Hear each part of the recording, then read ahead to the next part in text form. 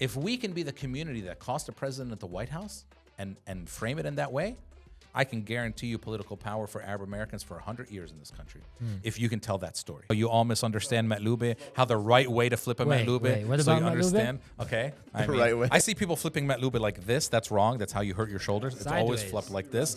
Just because you flip something over doesn't mean it's called Matlube. There is no garlic in hummus ever. I don't know what you Lebanese people are doing. I heard Lebanese people catching strays right now. No, look, Zionism is one of the oldest forms of Islamophobia. Yeah. I mean, Zionism is built on the idea of dehumanizing and mischaracterizing Muslims. Right. It's built on that Yeah. because it's part of dehumanizing the natives. Yeah. In this case, the natives happen to be Muslim. Just like America, أخذوها مفروشة. If Trump were president right now, this all might be over. Not because of Trump, but because of Democrats might have stood up strong enough to be like, this can't happen. Right. Enough. Stop. Instead, Democrats are walking lockstep with this genocide. Why are we so divided and not united? What in our culture leads to Well, this? I mean, we are, listen, we are a culture of leaders. We're type A. Yes. We don't have many type B people in our culture. Pride. Like, just we're all always know the answer. I mean, Yeah. no one has ever looked at, you know, I told this joke about Arab women. I said, no one has ever looked at an Arab woman and said, I wonder what she's thinking. You know, very clear about how we think, how we feel. No one has ever heard an answer that they don't understand. Yeah. We're not subtle. Right. We don't beat around the bush. Mansa from Lukhiyya. Lukhiyya. It's easy. Mansaf is rotten milk. Question Chocolate for hummus or vanilla hummus? Yeah. you. Jeez Louise. That's, you're allowed to vote third party on that.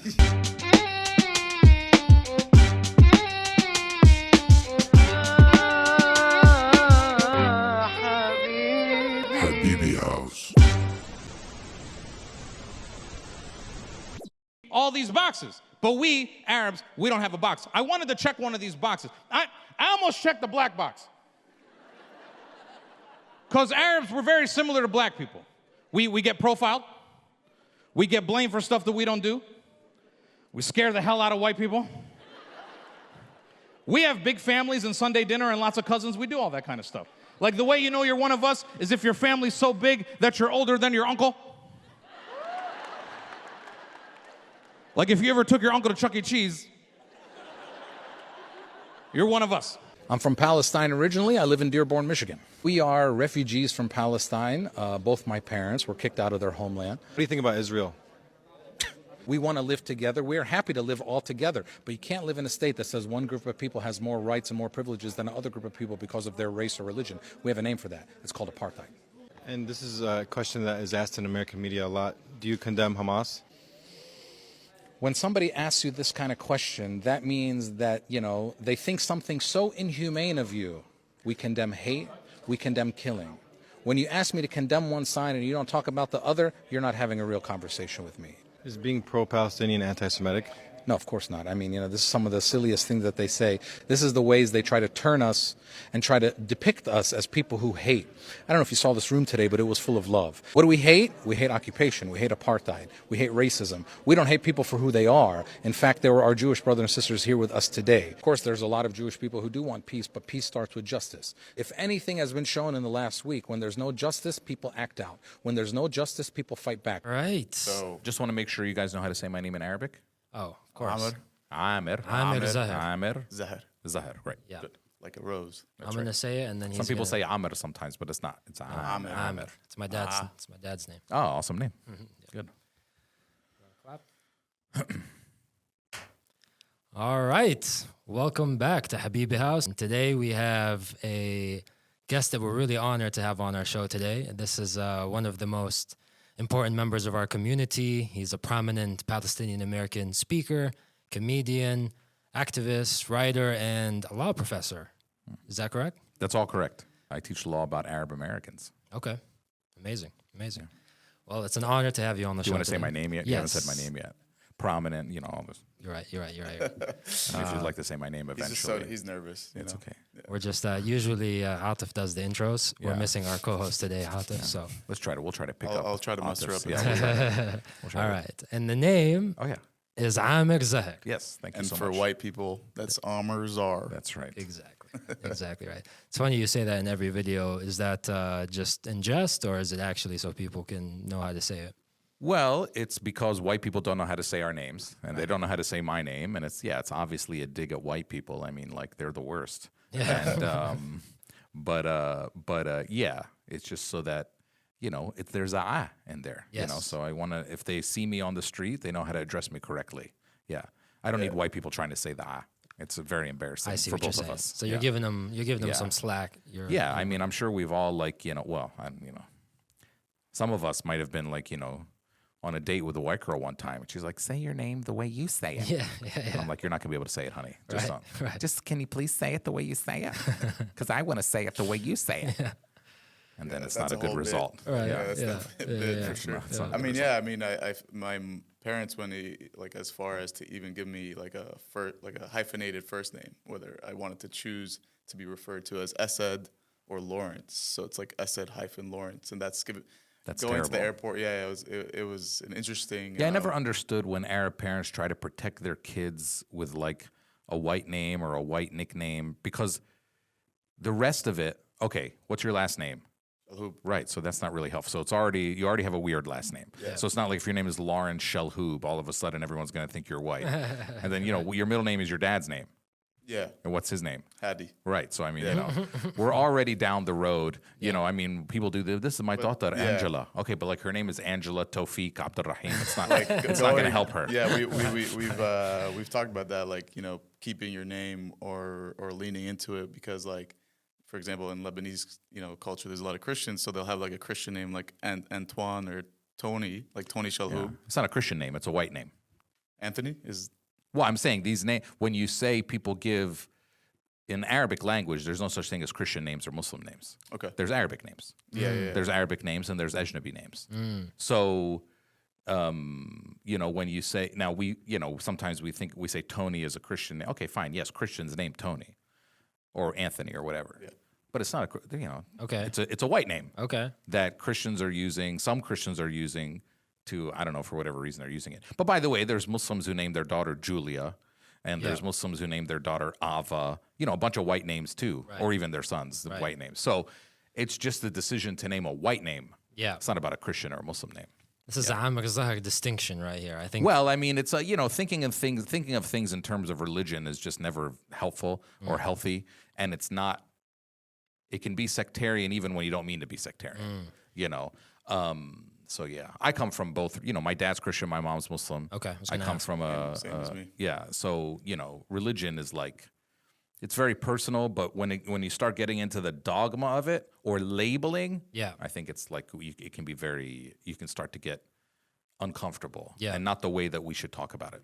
So you'd rather us be defined in our Arabness and not necessarily split by our religion. Well, who do you have more in common with, an Arab Christian or a Pakistani Muslim? That's a good question. Probably Arab Christian. Not probably, definitely, for sure, 100%. Yeah. Like me. I mean, yeah. So, I mean, it's just very clear. Where are you from in Palestine? Gaza. Gaza. Okay. So in Gaza, there's Christians. Yeah. Obviously. But in all of Palestine's not that big. We have a lot of Christians, obviously. Right. The first Christians. Yeah. Okay. Jesus himself. I mean, Palestine was Christian before it was Muslim. In fact, our whole part of the world was Christian before it was Muslim. So making these kinds of distinctions is kind of we're Arabs. Yeah. We're Arabs, and we were something before we were Arabs too, but now we're all Arabs. Bro, I'm not Arab. I'm Phoenician. Yeah, of course you are. The Lebanese argument. What is Phoenicians this have about? been dead for 2,000 years. They say Persian. Iranians say Persian. They can say whatever they want. They're not Arabs, but I mean, people who do this whole Phoenician thing. I don't get this one. This is just it's done from a certain part of Lebanese society. Okay. Usually Maronites, but not always, but usually Maronites, who feel a much more affinity to Europe and America. And they have some sort of deep-seated hatred for their own Arabness. So Phoenician is just a way to avoid saying Arab. It's just like Middle Eastern is a way to avoid saying Arab. This is another distinction that you're known for. We don't like the term Middle Eastern, right? Well, what does it mean? It means east of white people. I mean, you got to be east of something. If I give you a direction, then that direction is in relation to something. Yes. Right? So if I say East LA, it's east of LA. Right. Okay, cool. So if I say the east side, somebody might be like, the east side of what? Right. Right, cool. So if you are Eastern, you got to be east of something. Yeah. Now, we didn't name ourselves Middle Eastern. Somebody else named us that. Yeah. In fact, the term Middle East came from an American general who was traveling, and he wrote a book, and he said, I used to travel to the east, which is China and Japan, and somewhere in the middle I would find these people. And so we became Middle East. And then it becomes a term to separate the world. And then it becomes East means there's a West. And the West is always framed as civilized and democratic. And the East is always framed as like backwards and this and that. So I prefer West Asian. We'll get to this in a second, and then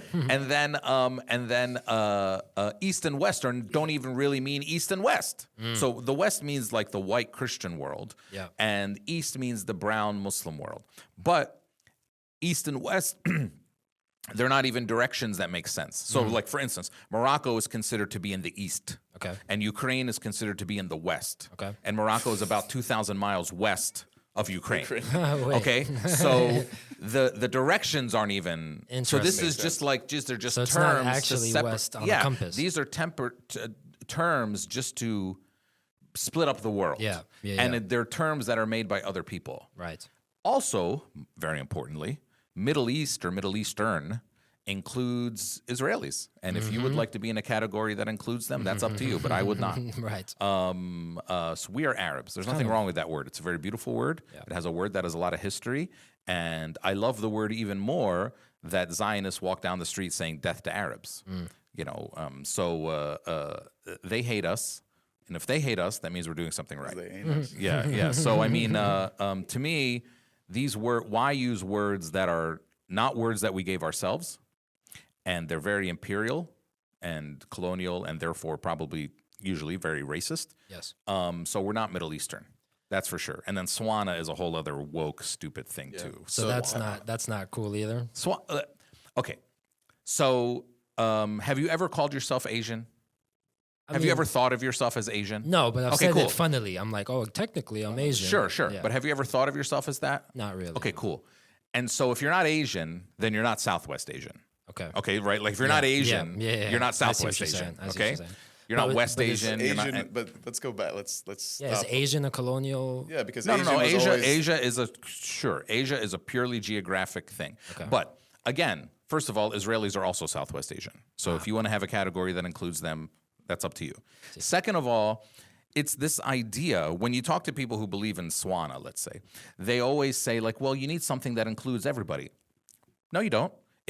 Like we're Arabs. There's the Arab world. It's very clear what it is. Yeah. If you want to include a term, if you want to have a term that includes minorities in the Arab world, you can say minorities in the Arab world, or people who don't consider themselves Arab in the Arab world. Although, by the way, there are many people from those minorities that you say are minorities that hold their identity very closely, but also consider themselves Arab. Arab is not an identity that replaces other identities. It's an identity that can coexist with any other identity. So that's number one. Number two, they say, well, we have to have something that sort of like includes everybody. Why? Where does Southwest Asia stop? So it includes Iran, right? Okay, cool. By the way, if you call Iranians Arabs, they freak out. Oh, yeah. Okay, cool. So why does there have to be a term that puts us all in the same term? Yeah. They want to be their own thing? Cool. Yeah. If you call Turks Arabs, guess what? They're not happy about that either. Right. So why do we have to have a term that includes all of us? Yeah. They don't want to be cool. No problem. So how do we refer to the region? The Arab world. We are Arabs. It's very clear what the Arab world start and stop. I mean, well, come on, guys. with the Arabic you countries. guys have a podcast we called know Habibi this. House. We know this. So you should know this. But Morocco to Iraq. But what about Arabic-speaking countries. There's never a need to refer to like include the Turks and the Iranis. For what? I don't know, like geographically, like as an For area, what? we always lived amongst each other. We ruled Sure. we ruled each other. There's been a lot of interplay between our cultures. Sure. Cool. But why do we usually make cultural terms or what end up being racial terms? You know, race is a term of art divide. and it's a It's a social. lot of But division. why do we do this? Or what usually is the marker or the proxy for these things? Shared history, which gives you shared experiences, Yeah. okay? And the number one marker of that over time has been language. Right. There's a reason that the Moroccan sees the person in Palestine as one of them. Yeah. Because when the mother in Gaza is crying out in Arabic, it's not a translation to the Moroccan. Yes. It's not a translation to the Iraqi. Also, the regime that seeks to colonize us, they see all of us as one, Arabs. They don't, when they march down the street, they don't say death to Palestinians. Right. They say death to Arabs. Yeah, that's Okay. a really important distinction. So it's very having that term. I also am very concerned about the erasure of the term Arab. So if you start saying Swana or Middle Eastern or whatever, then you're saying that in place of saying Arab, and then eventually that term will get erased. We keep it. We say we are the Arab American podcast. Good. Right. So we don't say the Swana American. Yeah, podcast. Swana is dumb. So I mean, Middle Eastern what is about colonial. Swana, so they come from other sides, right? Middle Eastern is done by like old school people who just believe in colonialism, even if they don't know if they will. And then Swana is done by like the wokies who are like, hey man, we need to have this. Yeah, Middle Eastern is colonial, so we need to have this other thing. We've never called ourselves Asian ever. Yeah. And then all of a sudden, Swana people come across and call it. No, we are Arabs. It's the Arab world. By the way, half of the. No, not half. Something like 65 to 70% of the population of the Arab world lives in Africa. Right. Okay? Really? Yes. Egypt has 110 million that's people just right. alone. Egypt by itself. And then Algeria has a huge population. Yeah. I mean, there is the vast majority of our people live in Africa. Okay? So even these continents are also just old. I mean, I don't know where these terms are cultural / racial. Like we should consider ourselves the way Latinos consider themselves. Why do Latinos have this word, this connection? Because of language. Yeah. A Guatemalan can go to a Mexican guy's concert and he understands everything. Right. Okay, so if a Turk shows up to a Mohammed Asaf concert, he doesn't understand what he's listening to. Yeah. And so guess what? They don't go. Yeah. When Mohammed Asaf does a concert in Turkey, it's for Arabs. Right. It's not for Turks. Yeah. Okay, cool. So language is what brings us together. And that language, shared language, has created a shared culture, shared poetry, shared art, shared history. Yeah. Now, Islam is part of that. Right. But it's, again, I mean, go to Indonesia and tell me Indonesia is 200 million Muslims all living on top of each other. Yeah. Go there, tell me what you have in common with them. I'll tell you the answer. Nothing. Which is okay. They have a beautiful culture. Huh? Except for the Quran. Yeah, I mean, What do you mean except for the Quran? They'll speak Arab. They don't speak Arabic. When they're reciting the Quran, sometimes they don't know what they're saying, which Some is of them fine. do It's cool. speak Arabic because of the Quran, though. Very few. Yeah. And the cultural, Edward Said once said, there is no Islam, there's Islams. There's many different versions of it throughout the world, and that's a beautiful thing. The diversity of it is one of the things that makes it beautiful. But there's different cultural interpretations of it. And we see that in different places. Women wear the hijab different ways. Yeah. People just deal with things in different ways. Right. And that's cool. Yeah. That's wonderful. What's Yeah. wrong with that? There doesn't need to be this like there's 2 billion Muslims. Anyone who expects that they're all going to like get in the same boat for anything is probably like totally out of their mind. Yeah. Fair enough. Unless there's a nice deal across the street, That's true. They do all like a bargain. Yes. But so do all Arabs, regardless of religion. Right. And Iranis and Yes. Turks. Yes. Yes, but I mean, bargaining is not, Yeah. specific to any culture. it's Indians not too. specific to me. I mean, Swana. Indians love bargaining. Right. Okay, cool. Do you want to be in a category with them? I think we. It's not about we you want to be. I argue- mean, we're just not. Is that what it is? We also argue to pay more sometimes. I don't understand that. So. Well, this is why when people ask me to go like to an event, I MC a lot of events, and they ask me to like go do an auction on an item. I always have to explain the concept of an auction to Arabs. Be like, listen, I know you've been bargaining your whole life, but now we're fighting to make the price higher. I know this doesn't make sense to you, but it's going to confuse you. But we're trying to raise money for charity. Right. Because one time we did an auction, I said the bidding on this item starts out at 1,000, and some Arab said down. 400. 900. I was like, no, bro, that's not the way it works. That's not the way we Math think. ain't mathin', bro. Yeah. Hilarious. Would you say the parallel between like the Latino and Arab, if we're gonna say a term like Portuguese, like Brazilians and Latinos, maybe they have a different language? Yeah, I mean Is that sometimes. So similar yeah, to- so you do. So people who speak Portuguese, like Brazilians and Portuguese people, sometimes don't consider themselves Latino. Yeah. They have their own culture and their own language. But at the same time, Portuguese and Spanish are like, if a Portuguese person is speaking to a Spanish person, if somebody speaking Portuguese is speaking to somebody speaking Spanish, they understand each other basically like 80-90%. Really? Yes. I mean, I've seen it happen. Got it. So there is many cultural ties there. It's still closer than like us and If Persians, you for sit down with a Turkish person and he's speaking Turkish and you're speaking Arabic, you're not going to understand one word of each other. Yeah. Same thing with the Iranian. Right. So there's no connection. I'm not. But hey, they do that. But Latino is basically an idea of we speak the same language. Yeah. Spanish being the predominant language, Portuguese being a secondary language. But those languages are very closely related to each other. Right. So yeah, like Arabic and Hebrew are way more closely related than Arabic and Turkish, or Arabic Talking and modern. Interesting. I didn't know if I no, wanted even to modern mention this. Hebrew, even modern Yeah. Hebrew. Arabic and modern Hebrew Well, are much more because related they to took each a other. lot of the words from Arabic. Yeah. Some, and they took some words from English, but they And still Yiddish, speak too. some of the old Hebrew. And, you know, I think it's a small percentage that's left over from the old Hebrew in today's language. I heard something that I don't know how accurate it is, but that if someone that speaks, I mean, old Hebrew wasn't even spoken, from what I understand. It was mostly written. well, it was spoken at the time of at the time of the Israelites. It was spoken. They spoke Aramaic too, Aramaic, right? It was but it was liturgical language. Yeah. So people understood it. right. But yeah, it wasn't a very common language, and then it was brought about again as a colonial thing now. But it has. Look, I mean, I don't really care what language they speak. I don't care what Sometimes we have these arguments about like okay, let's say you were able to successfully make an argument that the Hebrew the Israelis speak today is not the Hebrew of the Old Testament. Yeah. Let's pretend you were able to successfully make that argument. Yeah. Okay, so what? So what? They kicked us out. They stole our land. They don't let us come back. I don't care what language they spoke. Yeah. I don't care what reason they had. I don't care whatever. I mean- that's our only problem with them. Yeah, but people would say that they use that as a form of nationalism to create this common identity amongst themselves in order for them to let go of their actual identity, which is Arab, Yeah, maybe. Because going back to your point, an Ethiopian and a Yemeni that are both Jewish have nothing in common except for Yeah, there's no question that the Israeli identity is kind of, first of all, it's very new, Yeah, in the history of the world. Absolutely. It's manufactured. It has a lot of problems. It's basically a civic identity. It's not really a cultural, like American. It's a very civic identity, and those identities are malleable, and they have many other sub-identities and all that kind of stuff. And hey, again, if they went and settled some empty land where they didn't kick out people and steal their land and told them they Right. couldn't come back, then hey, I'd be the biggest supporter of them. Yeah. Go start your own country. Good Yeah. for you. You guys Make all want to your- get together. Good Yeah. for you. Yeah. So again, none of that actually really matters at the end of the day. That's why all these arguments about like indigeneity, I never get into them. I mean, yes, we are indigenous to the land, and if you want to go back and if you read, I mean, very few people who talk about Palestine have actually read the history of Palestine. I encourage everybody to read a book by Norm Salha called "The 4,000 Year History of Palestine."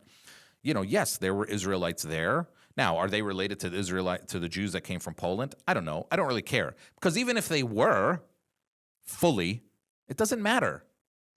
You know what I mean? Like this idea of indigeneity. because they still came and stole land and kicked us Right. out. It doesn't matter. None of this other stuff. Are we allowed to curse on this show? Yeah, yeah, None of yeah. this other shit matters. Yeah. Okay. I know it's it's daytime and it's Ramadan, but it's okay. It's just a regular word. Mashkila, yeah. None of this other stuff matters. Okay. And by the way, like for instance, my family, I have 4 grandparents. One of them is named Zahr, like my dad. That Zahr tribe came from Damascus to Palestine like 700 years ago. And some of them came to Nazareth and became Christian, and some of them settled in southern Lebanon and became Shiite Muslims. Okay, Yeah. cool. My mom's mom is named Hawari. They're Hawara tribe. They came from Egypt to Nazareth like 700 years ago. Is that Hawari or Hawari? Hawari with a soft H, Hawari. Then there is my dad's mom. Her name is Manoli. Her grandfather came from Italy, Yeah. Manoli, Yeah. to Palestine because he was a shoemaker to find work. Really? Okay. Then my mom's dad is named Jardali. His grandfather came from Albania, was an Albanian Muslim who came to work for the Ottoman Empire in Lebanon, and then some of them moved to Akka, Palestine. Okay. Palestine has been a destination because God chose Palestine. Remember, he chose a land, not a people. Yeah. God chose Palestine, and so that religious and historic significance has made Palestine an economic and cultural center for thousands of years. So people have always wanted to come there. So we have all kinds of different origins geographically from around the world, and that's why we look like everything. That's why we have different colored eyes in Palestine, all this kind of stuff. Yeah. But we're all Palestinian because you come to the land and you make it home. And as long as you're not kicking out anybody, we don't have a problem with you. Yeah. Okay? So by the way, that's why the notion of Europeans coming to Palestine 100 years ago, it was not a big deal to Palestinians. There have been Eastern Europeans that have come to Palestine before. Yeah. We still have those family names. There's a big family name in Palestine called Bushnak. Bushnak means Bosnian in Arabic. They came from Bosnia. Oh, wow. Okay? Look, who was running the Sheikh Jarrah stuff a couple of years ago? Who was the brother and sister? running The Sheikh Jarrah stuff. like Where- the murder campaign? or No, the people who were living in the house that Yaakov was living in. Muhammad and Muna, right? yeah. What's their last name? I don't know. Kurd. Kurd. Remember Muhammad al-Kurd? Oh, yeah, And yeah. Muna al-Kurd? Yeah. Okay, Kurd means somebody came from Kurdistan a long time ago. That's right. Okay, there's nothing wrong with that. Yeah. The biggest family in Nablus is called Masri. That Yeah. means somebody came from Egypt a long time ago. Yeah. We have Shami. We have everything. Yeah. There's nothing wrong with that. They came there and they stayed there. Palestine is a beautiful place. The fact that you want to come to Palestine and stay there, I totally understand that. Yeah. Now you start kicking people out, we have a problem. Right. So that's all. So this idea of indigenous. Now, also, yes, we have families called Canaan, which means they've been there for 2,000, 3,000 years. Yeah. We have families that are, and all these people slept with each other over time. You know, I mean, like I always tell people, everyone came to Palestine, and everybody came in Palestine. So we look like everything, and we sound like everything. So we are a mixture of all the people. Yeah. Who have, from the people who were originally there to Right. the people who have come there. We're a mixture of all of that. And Yeah. there's nothing wrong with that. That doesn't take away anyone's indigeneity. And are Jews, the ancient Jewish civilization, are they indigenous to Palestine? Yeah, of course they are. In fact, there's Jews in Palestine who never left Palestine. Yeah. Like the Sumerians in Nablus. Yeah. They still live there. They never left. Yeah. They speak Arabic. Yeah. Cool. This is not the problem. Yeah. But using that as Yeah. an excuse Yeah. to kick people out. Yeah, is the word that- all colonizers use something as an excuse. I mean, who were the first white people to come to America? You guys grew up in America? You went to school here? You went to high school? Yeah. I went to high school with your brother. He was my my dean. brother? He was my dean. Oh, King's Academy. Yeah, Because you went to high Imad. school in Jordan. Staz Oh, Imad. I didn't know that. Okay, Yeah, cool. yeah. So maybe you didn't learn this, but did you go to like elementary school in America? No. Okay, so you grew up in Jordan. In Jordan, Malaysia, Saudi Arabia. Okay, cool. So you grew up in America? Yeah? What do we call the first white people that came here? Christopher Columbus. No, Christopher Columbus. He never came to America. Huh? Pilgrims. Pilgrims. Yeah. What's a pilgrim? What does the word pilgrim mean? It's probably a euphemism for colonialism. No. What is a pilgrim? If you go Like a Hajj. Hajj, you're a that does pilgrim, right? A religious. So a religious expedition. journey. Yeah. So pilgrim means a religious journey. Yeah. So the first white people who came to America came here because they were on a religious journey. They believed that God promised them America. By the way, the first white people that came to America were being discriminated against by other white people in Europe, and they came to America because they believed God promised them America. Okay, so that's Zionism. I mean, Really? that's like Interesting. I didn't know so that. I mean, That's so crazy. so basically, there is so Christian basically, Zionism. when America talks about shared values with Israel, I mean that's what they're talking about. Shared not, colonial Yeah, values. not democracy and human rights. It's about ideas of manifest destiny and Yeah. America. This land was promised to us. Colonists come up with all kinds of Right. bullshit. So, and usually it's something like indigeneity They or even called religious. the first Yeah. colonies. I mean, they called them the 13 colonies, right? Yes. Yeah. So that's. I mean, it's pretty on the nose. Oh yeah, Herzl. He And said these it's a guys used to say colonialist. this is a colonial project. Yeah, project, colonial project. Yeah. I mean, all, Israelis today are the ones denying that it was a colonial Right. project when their founders said it was a colonial Yeah, project. it's very clear. You know, Israelis and Americans, they like to deny this kind of stuff, but the history is right in front of them. I mean, we have 50 states in America, and like 10 of them have white names. And they're all named after stuff in England anyway. New Hampshire, New York, New Jersey. White people don't even know that, by the way. They go back to England. They're like, oh, you guys have a place called Hampshire? We have a place called New Hampshire. Did you name yours before we named ours? Or did we name ours? You know, like they don't even fucking know. Then other states, the other 13 colonies were named after kings and queens in England. Georgia, Maryland, Carolina. These are all named after kings and queens. The other 35 states Wait, have so like Carolina? Caroline. There was a queen named Caroline, so Yeah, they yeah. named it Carolina. There was a king named George, so they named it Georgia. There was a queen named Mary, so they named it Maryland. Interesting. I didn't know that. The other 35 states have Native American names and Spanish names because they already had names. There's already people living Yeah. there. Yeah.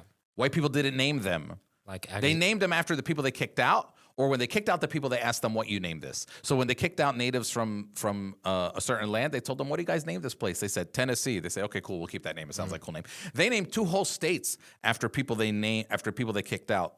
There's a whole tribe called the Dakota people. They named 2 whole states after those people. North Can and you South. imagine? I mean, if the Israelis start naming like some of their states like Hanini or something like that, I'm going to lose my fucking mind. You can't just name the states. And white people are naming their kids Dakota. Yeah. Okay, so these things existed. Yeah. Same thing back home in Palestine. It's the same thing. Okay. I did want to say, as far as like the commonality between non-Arab Muslims and Arab Muslims, there is a decent amount of common ground. Like when I went to Malaysia, obviously it's extremely different. The language is so different. But like having this shared religion, reading the Quran together, praying together, having following the Sunnah together, there's certain like lifestyle choices that you make and intentions that you share. So there definitely seems to be like a bond that Islam creates outside of like, your everyday culture and of course that's true. Practices. Yeah, that's definitely true. But I would say that on the whole, you have much more in common with a Palestinian Arab Christian than you do with a Malaysian Muslim. I do agree on with the that. whole. I do agree. I mean, that's definitely true. Yeah. You can't gossip about somebody in a different language with a Malaysian, Right. but you can with a Palestinian Christian from Gaza. Yeah. So I mean, it's on the simple social stuff. Yeah. Outside of Fridays, there's probably not much you have in common with a Malaysian. Yeah. It's just the truth. To an extent, that's true. Yeah, it's just the truth. Yeah. And then as far as indigeneity, I mean, some people would argue that indigeneity necessitates living on the land for an extended period of time and never leaving it for an extended period of time. And that's what makes you indigenous. So like the argument that Europeans that have ancestors from 4,000 years ago are indigenous. I get that it's irrelevant because what's most relevant is, did you come in and kick people and murder people and kick them out? But even the argument for indigeneity, I'm not really buying if you weren't on the land for the past. Well, if we years. agree that indigeneity is not an excuse to kick people out and take their land, Right. we agree, right? Yeah. No matter how indigenous. Usually you are. indigenous people don't kick people out and take Well, their they don't land. have to because they're from there. Because they're there. Right. So if we agree that indigeneity or even former indigeneity is not, no matter how strong your indigeneity, is not a good argument to kick people out, Yeah. then it doesn't matter what indigenous means. Right. Right? I mean, Yeah. is my mom's great-grandfather who came from Albania to Akka, Yeah. is he indigenous to Akka? How long does it take? 2 generations, 3 generations? Have you decided? Have I decided? I don't know. Right. I don't know. Yeah. But I mean, I think once somebody considers themselves part of that culture, then it's a wrap. Yeah. That's it. So it's hard to put your finger on. I do know this. I do know one part of indigeneity, maybe should be, when you are claiming a former indigeneity, like Israelis are, Yeah. then you should be able to at least tell me where that's from. So like some Israeli who's claiming ancient indigeneity, my first question will be to them, what was the name of your family and where are they from? Yeah. And I don't mean the land of Palestine. Tell me what city they're from. Right. And they can't answer that question. Yeah. What family? They don't know. Yeah. What tribe? They don't know. Yeah. What, whatever. Right. But like Palestinians, yes, we can trace, especially if you're from a village. Yeah. Every village has like a couple hamulis and a couple tribes, and like we're from this. Or, I have a lot of friends from a village in Palestine named Ramun. Ramun is a village next to Ramallah. Yeah. And they have like 2 or 3 tribes in that village. Okay.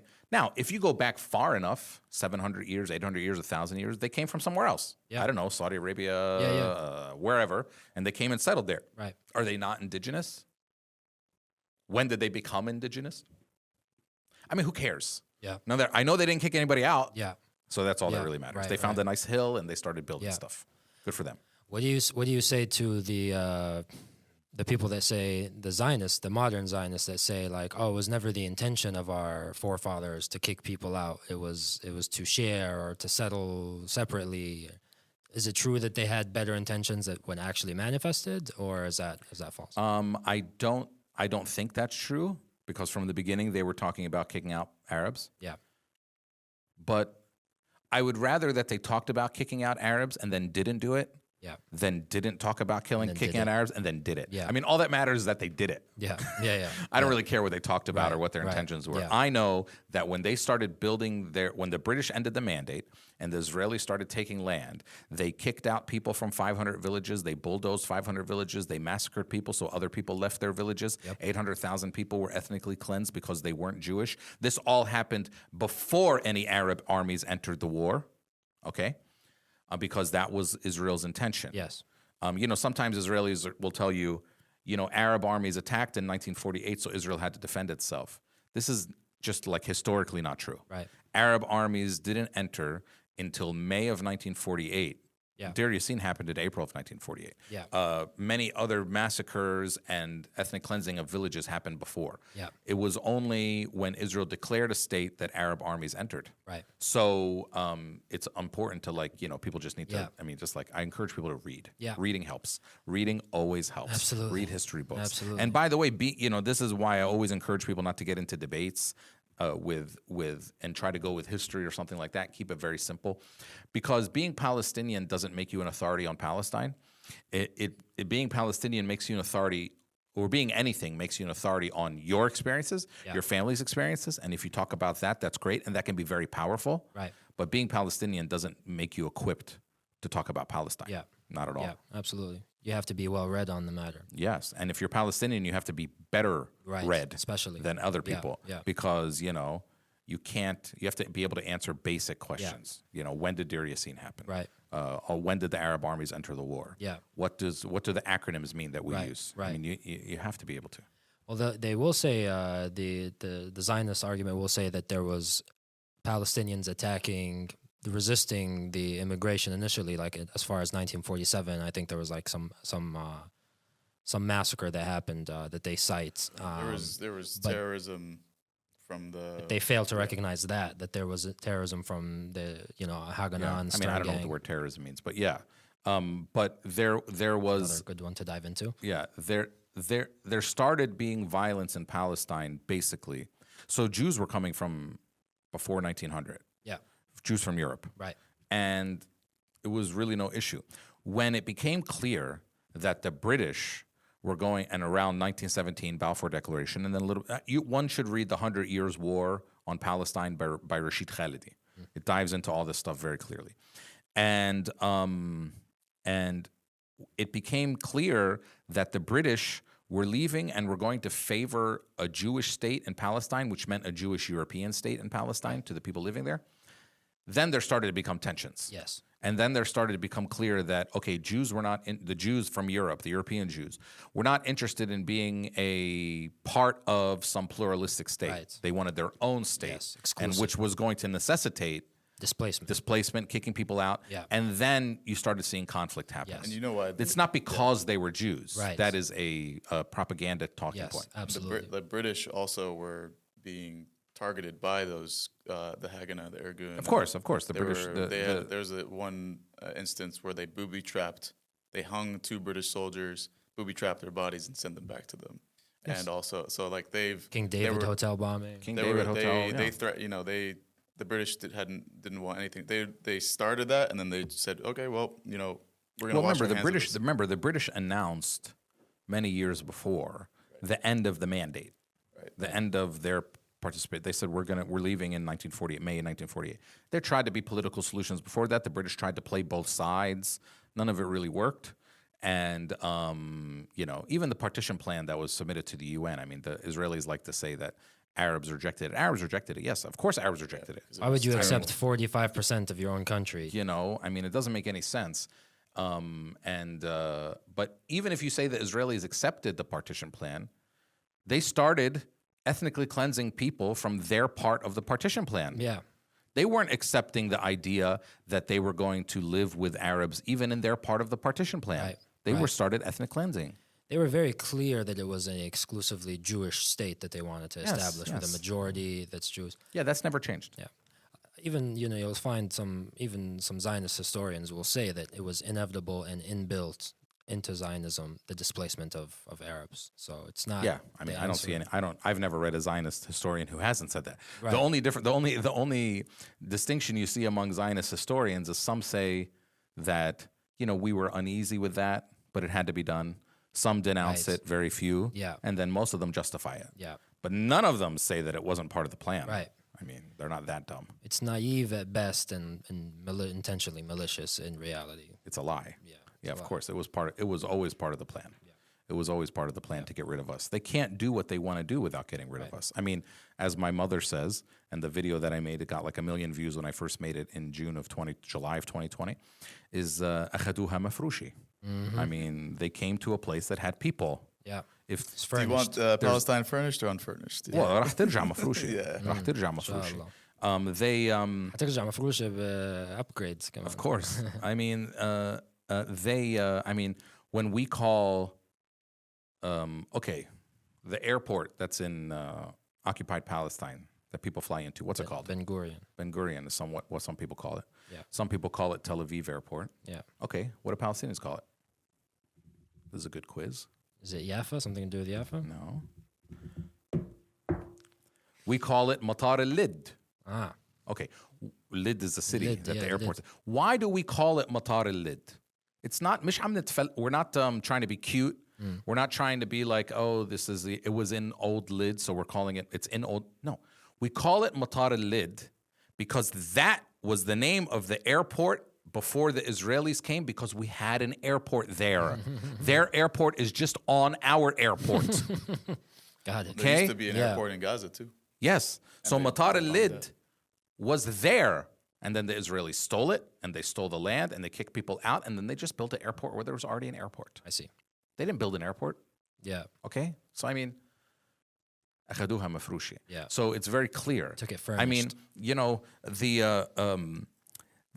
there's American TV shows. I put this in the video when I made it, but there was an American TV show on Showtime called Homeland. And I watched it. It was a good show. It was about the CIA chasing terrorist groups around the world. And it was nuanced. It was a good show. But sometimes in a few episodes, and a few seasons actually, they were chasing Arabs. Okay? And there's this one episode where they're chasing a terrorist leader throughout the streets, throughout Beirut. And I was watching it, and I've been to Beirut. And I was like, man, this is like totally realistic, you know? And I said to myself, man, I can't believe that the Lebanese government allowed these Americans to come in to Beirut and shoot a movie about chasing an Arab terrorist. This doesn't seem like they would allow that. So after the show, there was like a behind-the-scenes special about this episode. And they said, the producer came on and said, you know, we needed a place. We wanted to shoot in Beirut, but the Lebanese wouldn't let us. So we needed a place that would look like Beirut. So we shot in Haifa. Oh, wow. And he said, we shot it in Haifa because we needed a city with an Arab feel.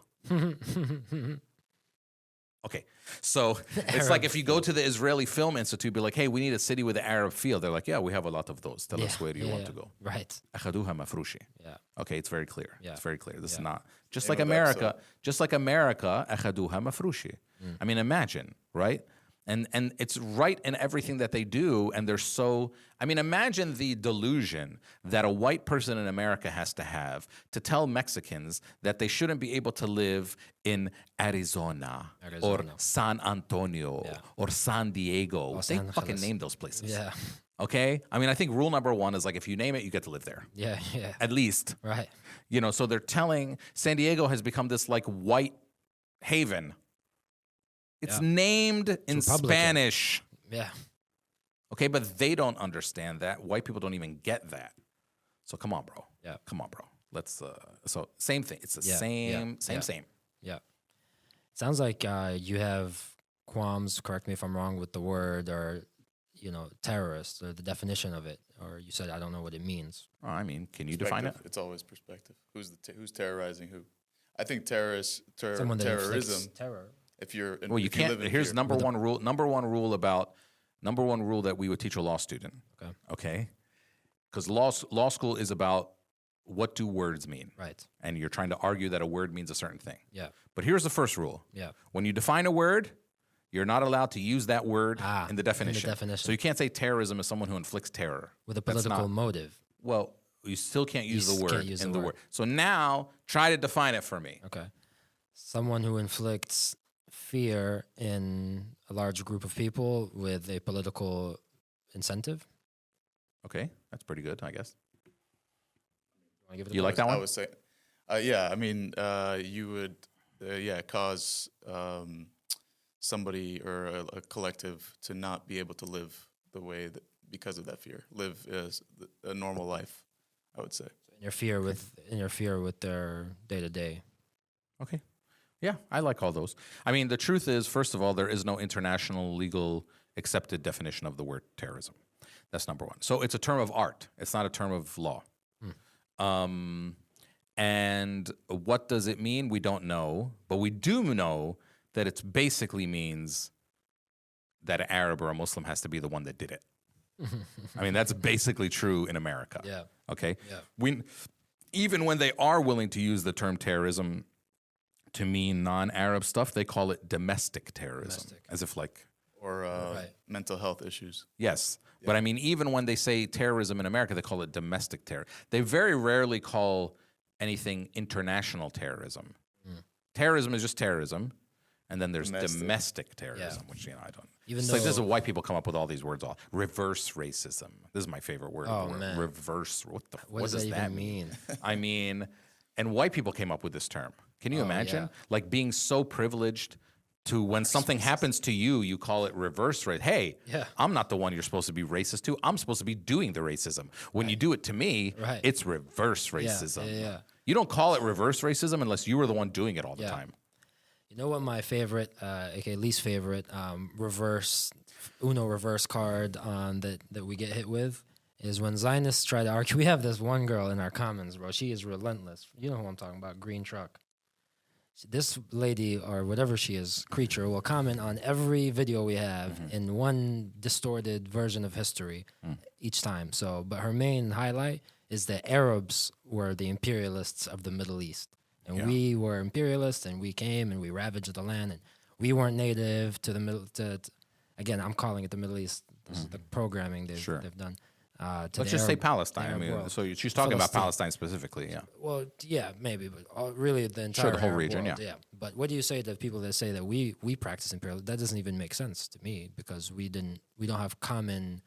Even though we expanded maybe our territory, but we didn't expand in the same way that colonial regimes expand. Let's say Muslims and Arabs. Okay. I mean, definitely it's true that there's a place called Palestine. There was a lot of people living there. And Umar ibn al-Khattab and the armies from Arabia, the Arab Muslim armies from Arabia, came there, conquered it, and then went to other places too. But let's just talk about Palestine. Did so. It's just let me finish. Go ahead. They did so with very little force, but definitely the reputation of great might. Yeah. Okay? But no bloodshed. Little, but okay, let's say no. Fine. Now, I don't know if bloodshed has to be a element of imperialism or whatever, Usually. of taking over. But they took over, and it became a part of the Muslim empire.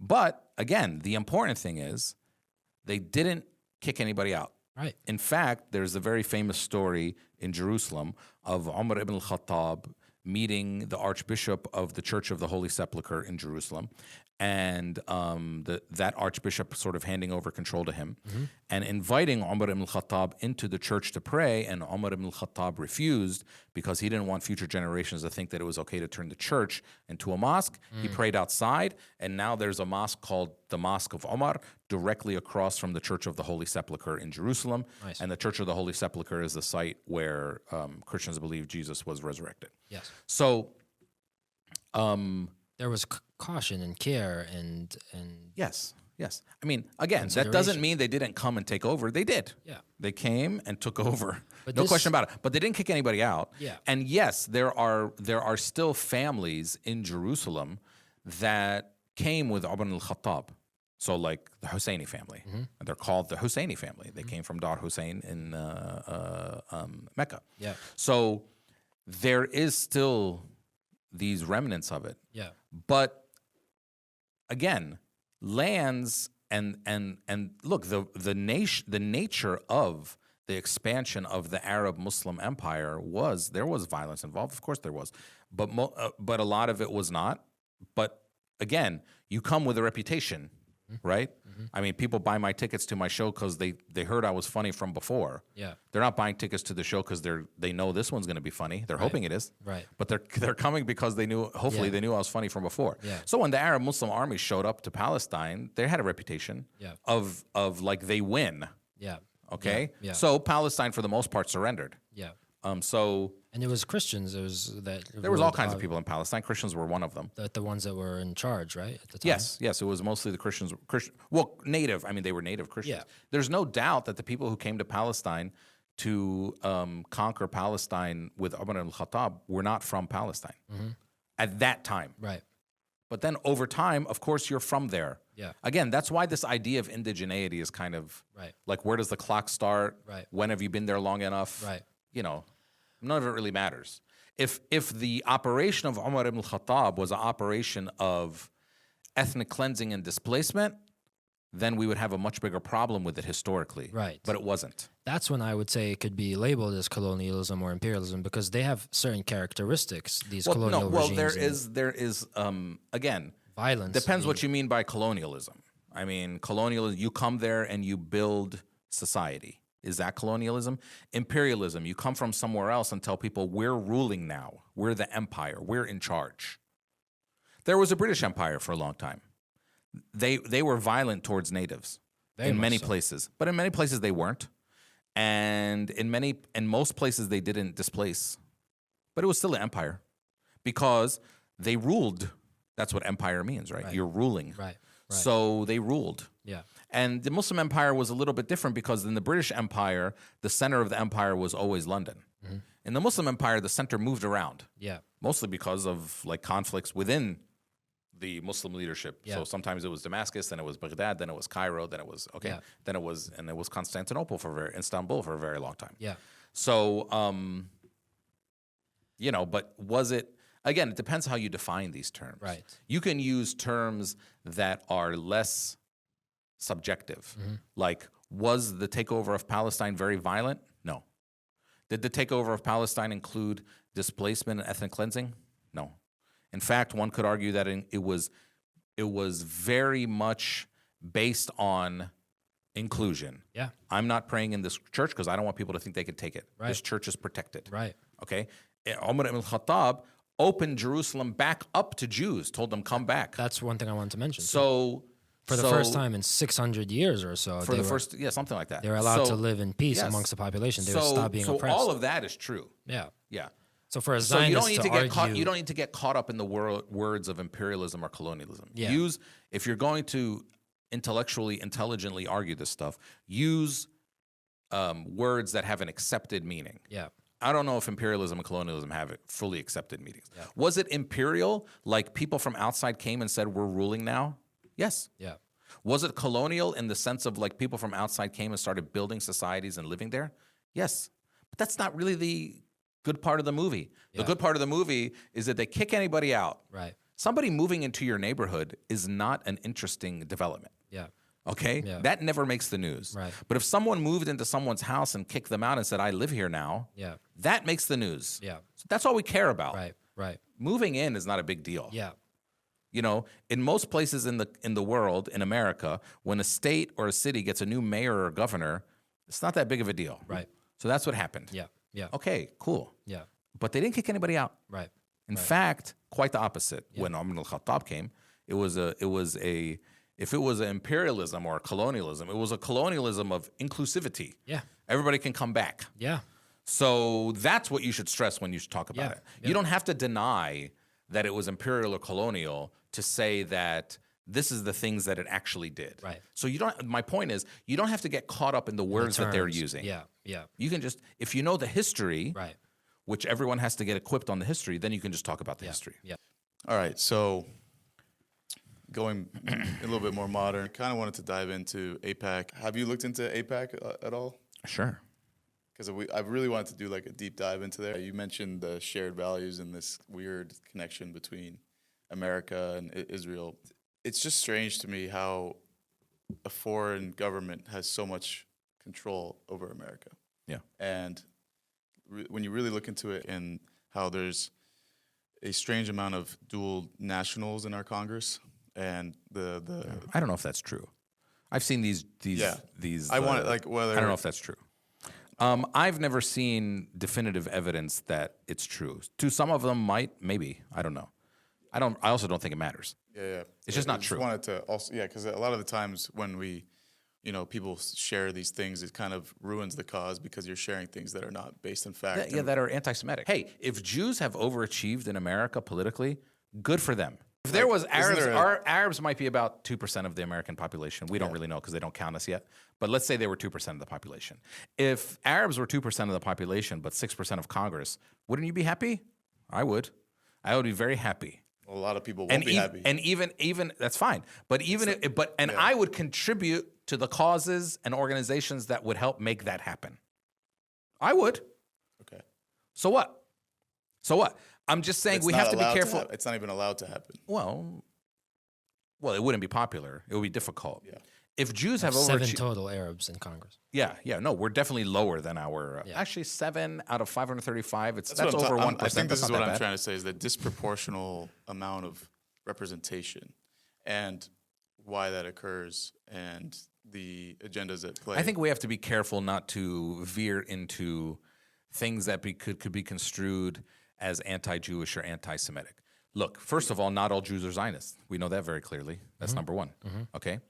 Bernie Sanders has been disappointing on Palestine in the last few months. Obviously, I agree. He's getting better now. Spoken up. So would you consider Bernie Sanders a Jew who's carrying the flag of Israel in Congress? No. Okay. Well, he's even like sometimes you'll say that liberal Zionists or Sure, liberal are but even do you worse. think he is a Jew who's carrying the flag, carrying the mantle, the cause of Israel in Congress? No, he's been very condemning in Israel's in policies. public, he's very outspoken, but when it comes down to policy or what's happening behind closed doors, we don't know what's going on.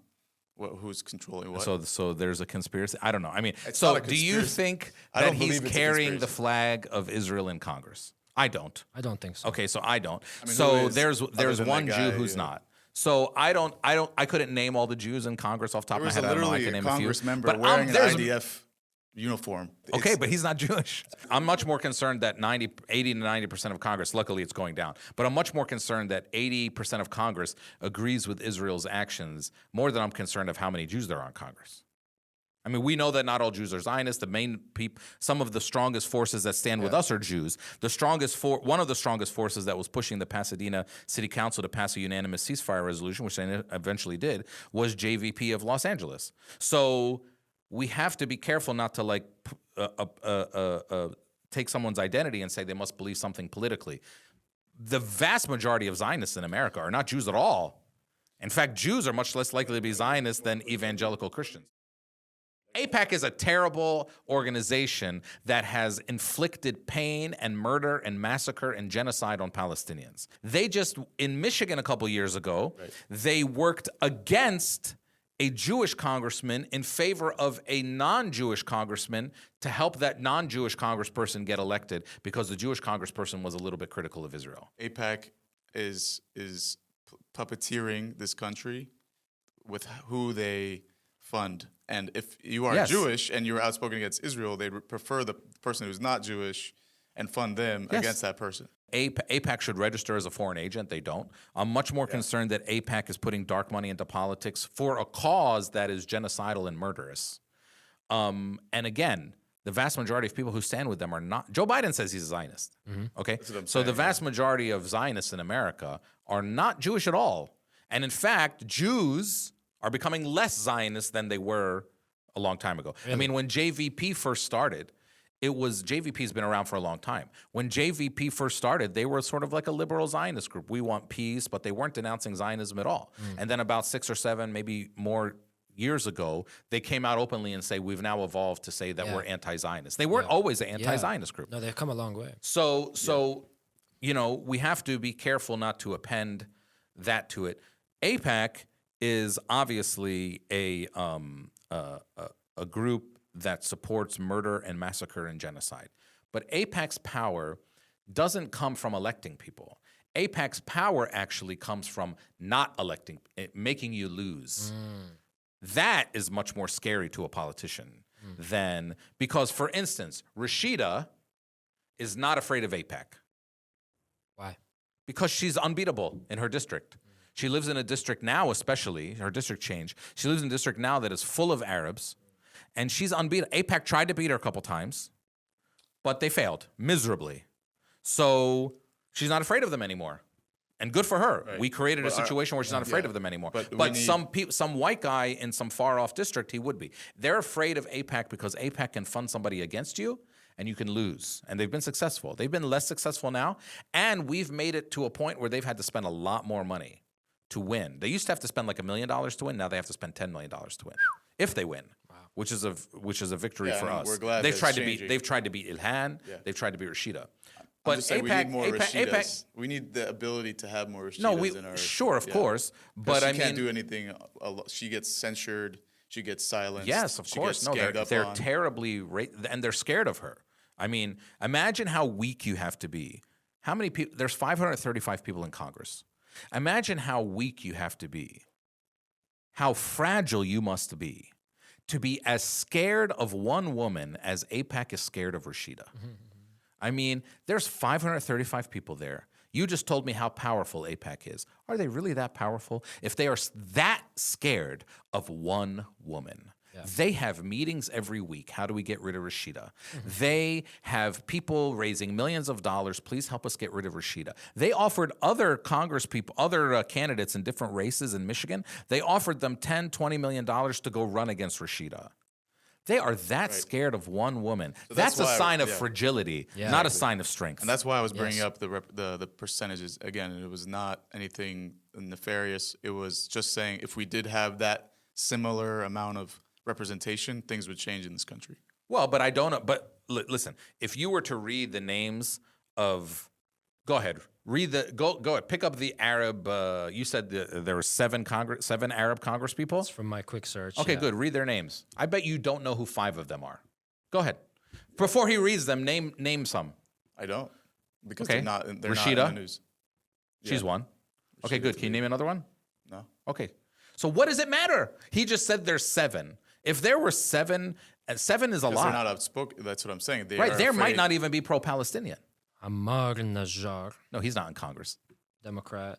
No, those are candidates, but he's not in Congress. He was once the richest member of Congress. Maybe at one point he was. He's not in Congress. Amer Zahr? 2 candidates with Arab American roots are violent. Candidates. I see. Actual Congress people. There's so my point. Republican Darrell Issa. Yeah, he's from LA, or he's from this area. Yeah. This guy is a right-wing Republican pro-Israel. Really? Yep. Arab. Yes, Darrell Issa. He's Lebanese. He's Phoenician. How do you he's Phoenician. Yeah, we can say that. Okay, but I'm just saying he's Arab. Okay, he's Arab. Yeah. If you ask him if he's Arab American, he says yes. How do you become Zionist as an Arab American? How do you become anti-Zionist if you're a Jew? I mean, whatever. I mean, people have different politics messed up. This guy probably just transactional. He wanted to be in Congress. Yeah. He's a billionaire. Yeah, exactly. Yeah. So he's a multimillionaire. Yeah. And the only reason he's allowed to be that is because he's doing what he's doing. I don't believe in as much in the strength of AIPAC as you do. AIPAC has strength, but it's considerably less than it was 5 years ago, and it's considerably manufactured. Forget about the strength of AIPAC. I'm talking about the strength of greed in a human being, where you dangle this lifestyle and this amount of money. Well, sure. Somebody will flip. Sure, of course. That's what I'm saying. But that's regardless of race or religion or anything. I understand. But all I'm saying is that if you had more representation, there's more of a chance of that. I don't know. Read the other ones. There's a congresswoman in Florida named Donna Shalala. She's an old Lebanese woman. She's a Democrat. Yeah. Totally pro-Biden, totally pro-Israel. Well, again, it's because it's the collective that's happening. Like they're not going to go against the most pro-Palestinian Congress people in Congress outside of Rashida are not Arab. Ilhan Omar. I mean, she's half Yemeni, so we'll take her. Okay, so there's her. But outside of those two, and Ilhan doesn't really, I don't know if she identifies strongly as an Arab. But in any case, outside of those two, Cori Bush, black. Summer Lee, black. Jamal Bowman, black. Garza, or what's his name in Arizona, Rolls, what's his name? Anyway, Latino. In Wisconsin, Mark Pocan, white. In Minnesota, Betty McCollum, white. These are some of the strongest pro-Palestinian people in Congress because they know the truth, they hear the truth, and they speak out about it. And there's many more that I'm forgetting. But a lot of black people, Bobby Rush in Chicago, Jesus Garcia in Chicago. I'm missing a lot. These are all pro-Palestine. Yeah, these are all pro-Palestinian people. The one pattern is that they're very largely people of color. Okay, and we don't have a lot of white ones. But they come from everything, and they're growing. And so that's what we should be concentrated on, supporting people who support us. Representation is important, of course, and Rashida leads the way, and we have to protect her at all costs, obviously. But again, just I care much more what somebody believes than. This is why this whole idea, when sometimes you get this idea in our movement where they say center Palestinian voices. I hear this a lot from like wokey people, younger people especially, who usually have not read that many books. It's just so silly. It's just so silly. First of all, again, being Palestinian doesn't make you an authority on Palestine. And sometimes people think that being Palestinian means they have to know less about Palestine. No, you have to know a lot more. Right. It makes you everyone is an expert on their experiences. Yeah. But first of all, Zionism is an attack on all Arabs. Yeah. We know that. Death to Palestine is the Arabs. forum. Palestine is the stage, but Zionism has occupied Lebanese land, currently occupies Syrian land. They have occupied Egyptian land. It's an attack on all Arabs. They hate all Arabs. Okay, that's number one. You don't need to be Palestinian to talk about Palestine. Peter Beinart talks about Palestine. He's Jewish. Mark Lamont Hill talks about Palestine. He's black. I care that you're saying the right things. Yeah.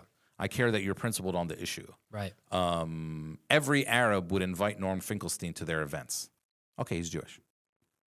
He also has some problematic views on some other liberal, wokey issues. Oh, yeah? Oh, yeah, he's a little transphobic. He's a little homophobic.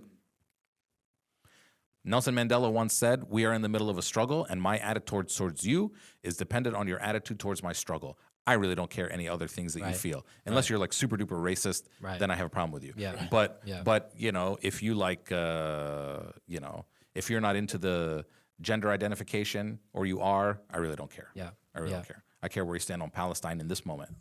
Speaking We're in the of middle this, of a struggle. real quick, what are your thoughts on some of the controversies going about Shaun King and Khaled Baidoun? There was people saying that their campaign, they were having problems with the fact that they're doing this tour. Yeah. Have you heard anything? I mean, I think so. First of all, I think we should treat the two of them differently. Yeah. So Khaled is an Arab. Right. Khaled is a southern Lebanese Arab whose family and villages have been bombed and murdered by Israel. Yeah. So he's 100% one of us. Yeah. There's no like doubt about that. Yeah. That's number one. So when people throw things at him like you're not even Palestinian, I think that's really stupid and immature. Yeah. And when you say stuff like that, you just haven't read a book or you haven't understood Palestine at all for the last 75 years. That's number one. To your point, we're all Arab.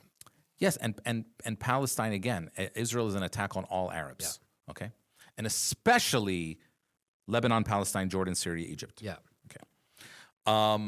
That's number one. Shaun. Number two, with Khaled and Shaun, it's like, look, if you have criticisms about, okay, if anyone ever says anything that you don't agree with, that's totally open to criticism. Yeah. People have done it with Mu'taz. They can do it with Khaled. They can do it with Shaun. Now, when people talk about like profiting off of, what's going on in Palestine, then yeah, I think that you can have legitimate talks and criticisms about these things. Okay, so for instance, like if somebody wasn't charging you to see them before October 7th, and they now are charging you to see them, you can have a talk about that. Okay?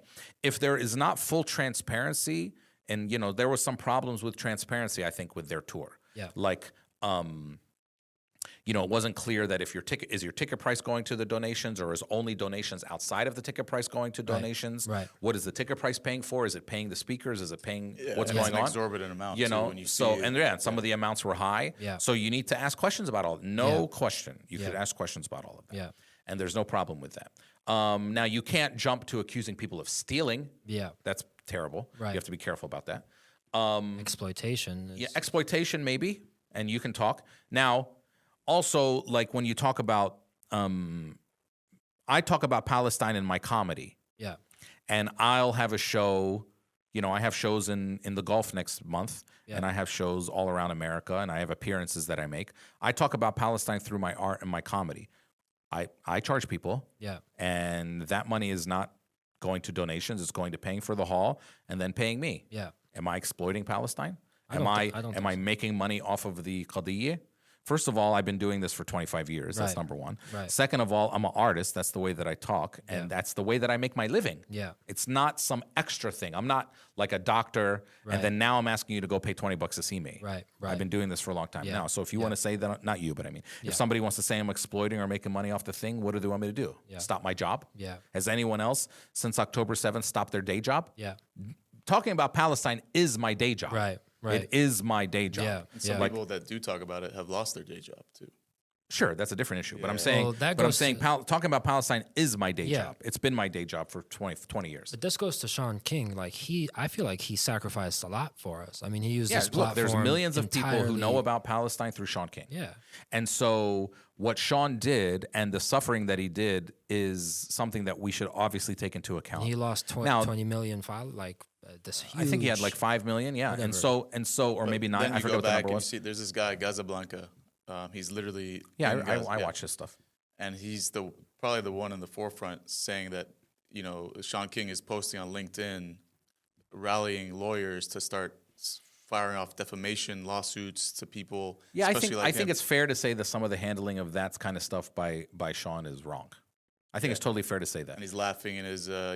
telegrams. It's and- totally yeah. totally fair to say that. There's no reason to be combative. Just explain your position, explain what you're doing and why you're doing it. And if you're getting paid, that's okay. Like if you're getting paid to speak, it's okay. Be transparent. Yeah. And if people don't want to come and I think some people thought that their ticket price was going towards donation. I see. And I would say we it's not might even. There's no food. There's no food involved. in It's some not- of them, yeah, there was no food during an iftar. 1,000, yeah, and it's crazy. 1,000 just to meet him. Now, what is that $1,000? Is it going? Is that $1,000 going to a donation? I would pay $1,000 in this time to meet somebody who I really wanted to meet if I knew that that money Yeah. was all going to Gaza. And it's just- That's just a way I'm making a donation. But if I thought that $1,000 was going in that person's pocket in this time, Yeah. I might be less inclined to do it. Yeah. But the important point is that it should all be transparent. Yeah. It should all be very clear. Yeah. Because if you say that you're giving money to Gaza, that's cool. Yeah. But then you have to be clear. So then some people were saying, well, the ticket price, that's not a donation. The donation is something you do on top of the ticket price if you want later, and 100% of that is going to Gaza. Yeah. Okay, fine. But a lot of people, when they go to a show that is about Gaza, when they pay a ticket, they think of their ticket price as a donation. Right. Now, obviously, there's some things that come out of it. You got to pay for the hall, maybe you got to pay Yeah. for. So there was a lot of vagueness there. Yeah. And so that, I think, was the problem. I see. The lack of transparency and the lack of And clarity. to attacks. I mean, the guy is literally being bombed. The guy's No, attacking Casablanca is stupid. Yeah, attacking Gaza, going after anyone in Gaza right now is dumb and silly and ridiculous. I think That that's brings me what's going on. to. So that's another Khaled mistake. Beydoun and Shaun King going. I against didn't know. people like I that. didn't see what Khaled said about him. I didn't see anything like. Look, so I should say I've known Khaled for 30 years. We are very good friends. We went to college together. We marched for Palestine together in the 90s before the two of you were born. Not to say like, hey, we're old and we can tell you when were you born? 93. Okay. Yeah, okay. So you were young, you were a baby, but we were marching. I was marching. Yes, you were. 94. 94, yeah. So, we were in college in 96 and 97 together at the University of Michigan. We occupied the president's office. We did a sit-in his office. And this is like 97, but it wasn't cool Yeah. to talk about Palestine. It's a trend now. Yeah. Okay? So we were doing all that kind of stuff, and he was there. So I can speak much more to Khaled than I can to Shaun. Shaun, I've met him, and I like him, but I don't know him very well. Yeah. But I've known Khaled for years, and I would stand up for Khaled every single. I know his heart is right. Yeah. That doesn't mean you can't make mistakes. Right. Somebody can make mistakes and missteps. Right. I think sometimes we have to be careful not to assume the worst of people. Yeah. I don't know what he said. So a lot of people bring up the thing when Khaled on Instagram Live, he said, there's some Zionists are good people. They bring up this thing that he said. I would never say that. slip. Yeah. Okay? I would never say that. Yeah. I think he meant to say like human beings are good in general, and some human beings are Zionists, and so some Zionists are good people if you can just talk to them and get through to them.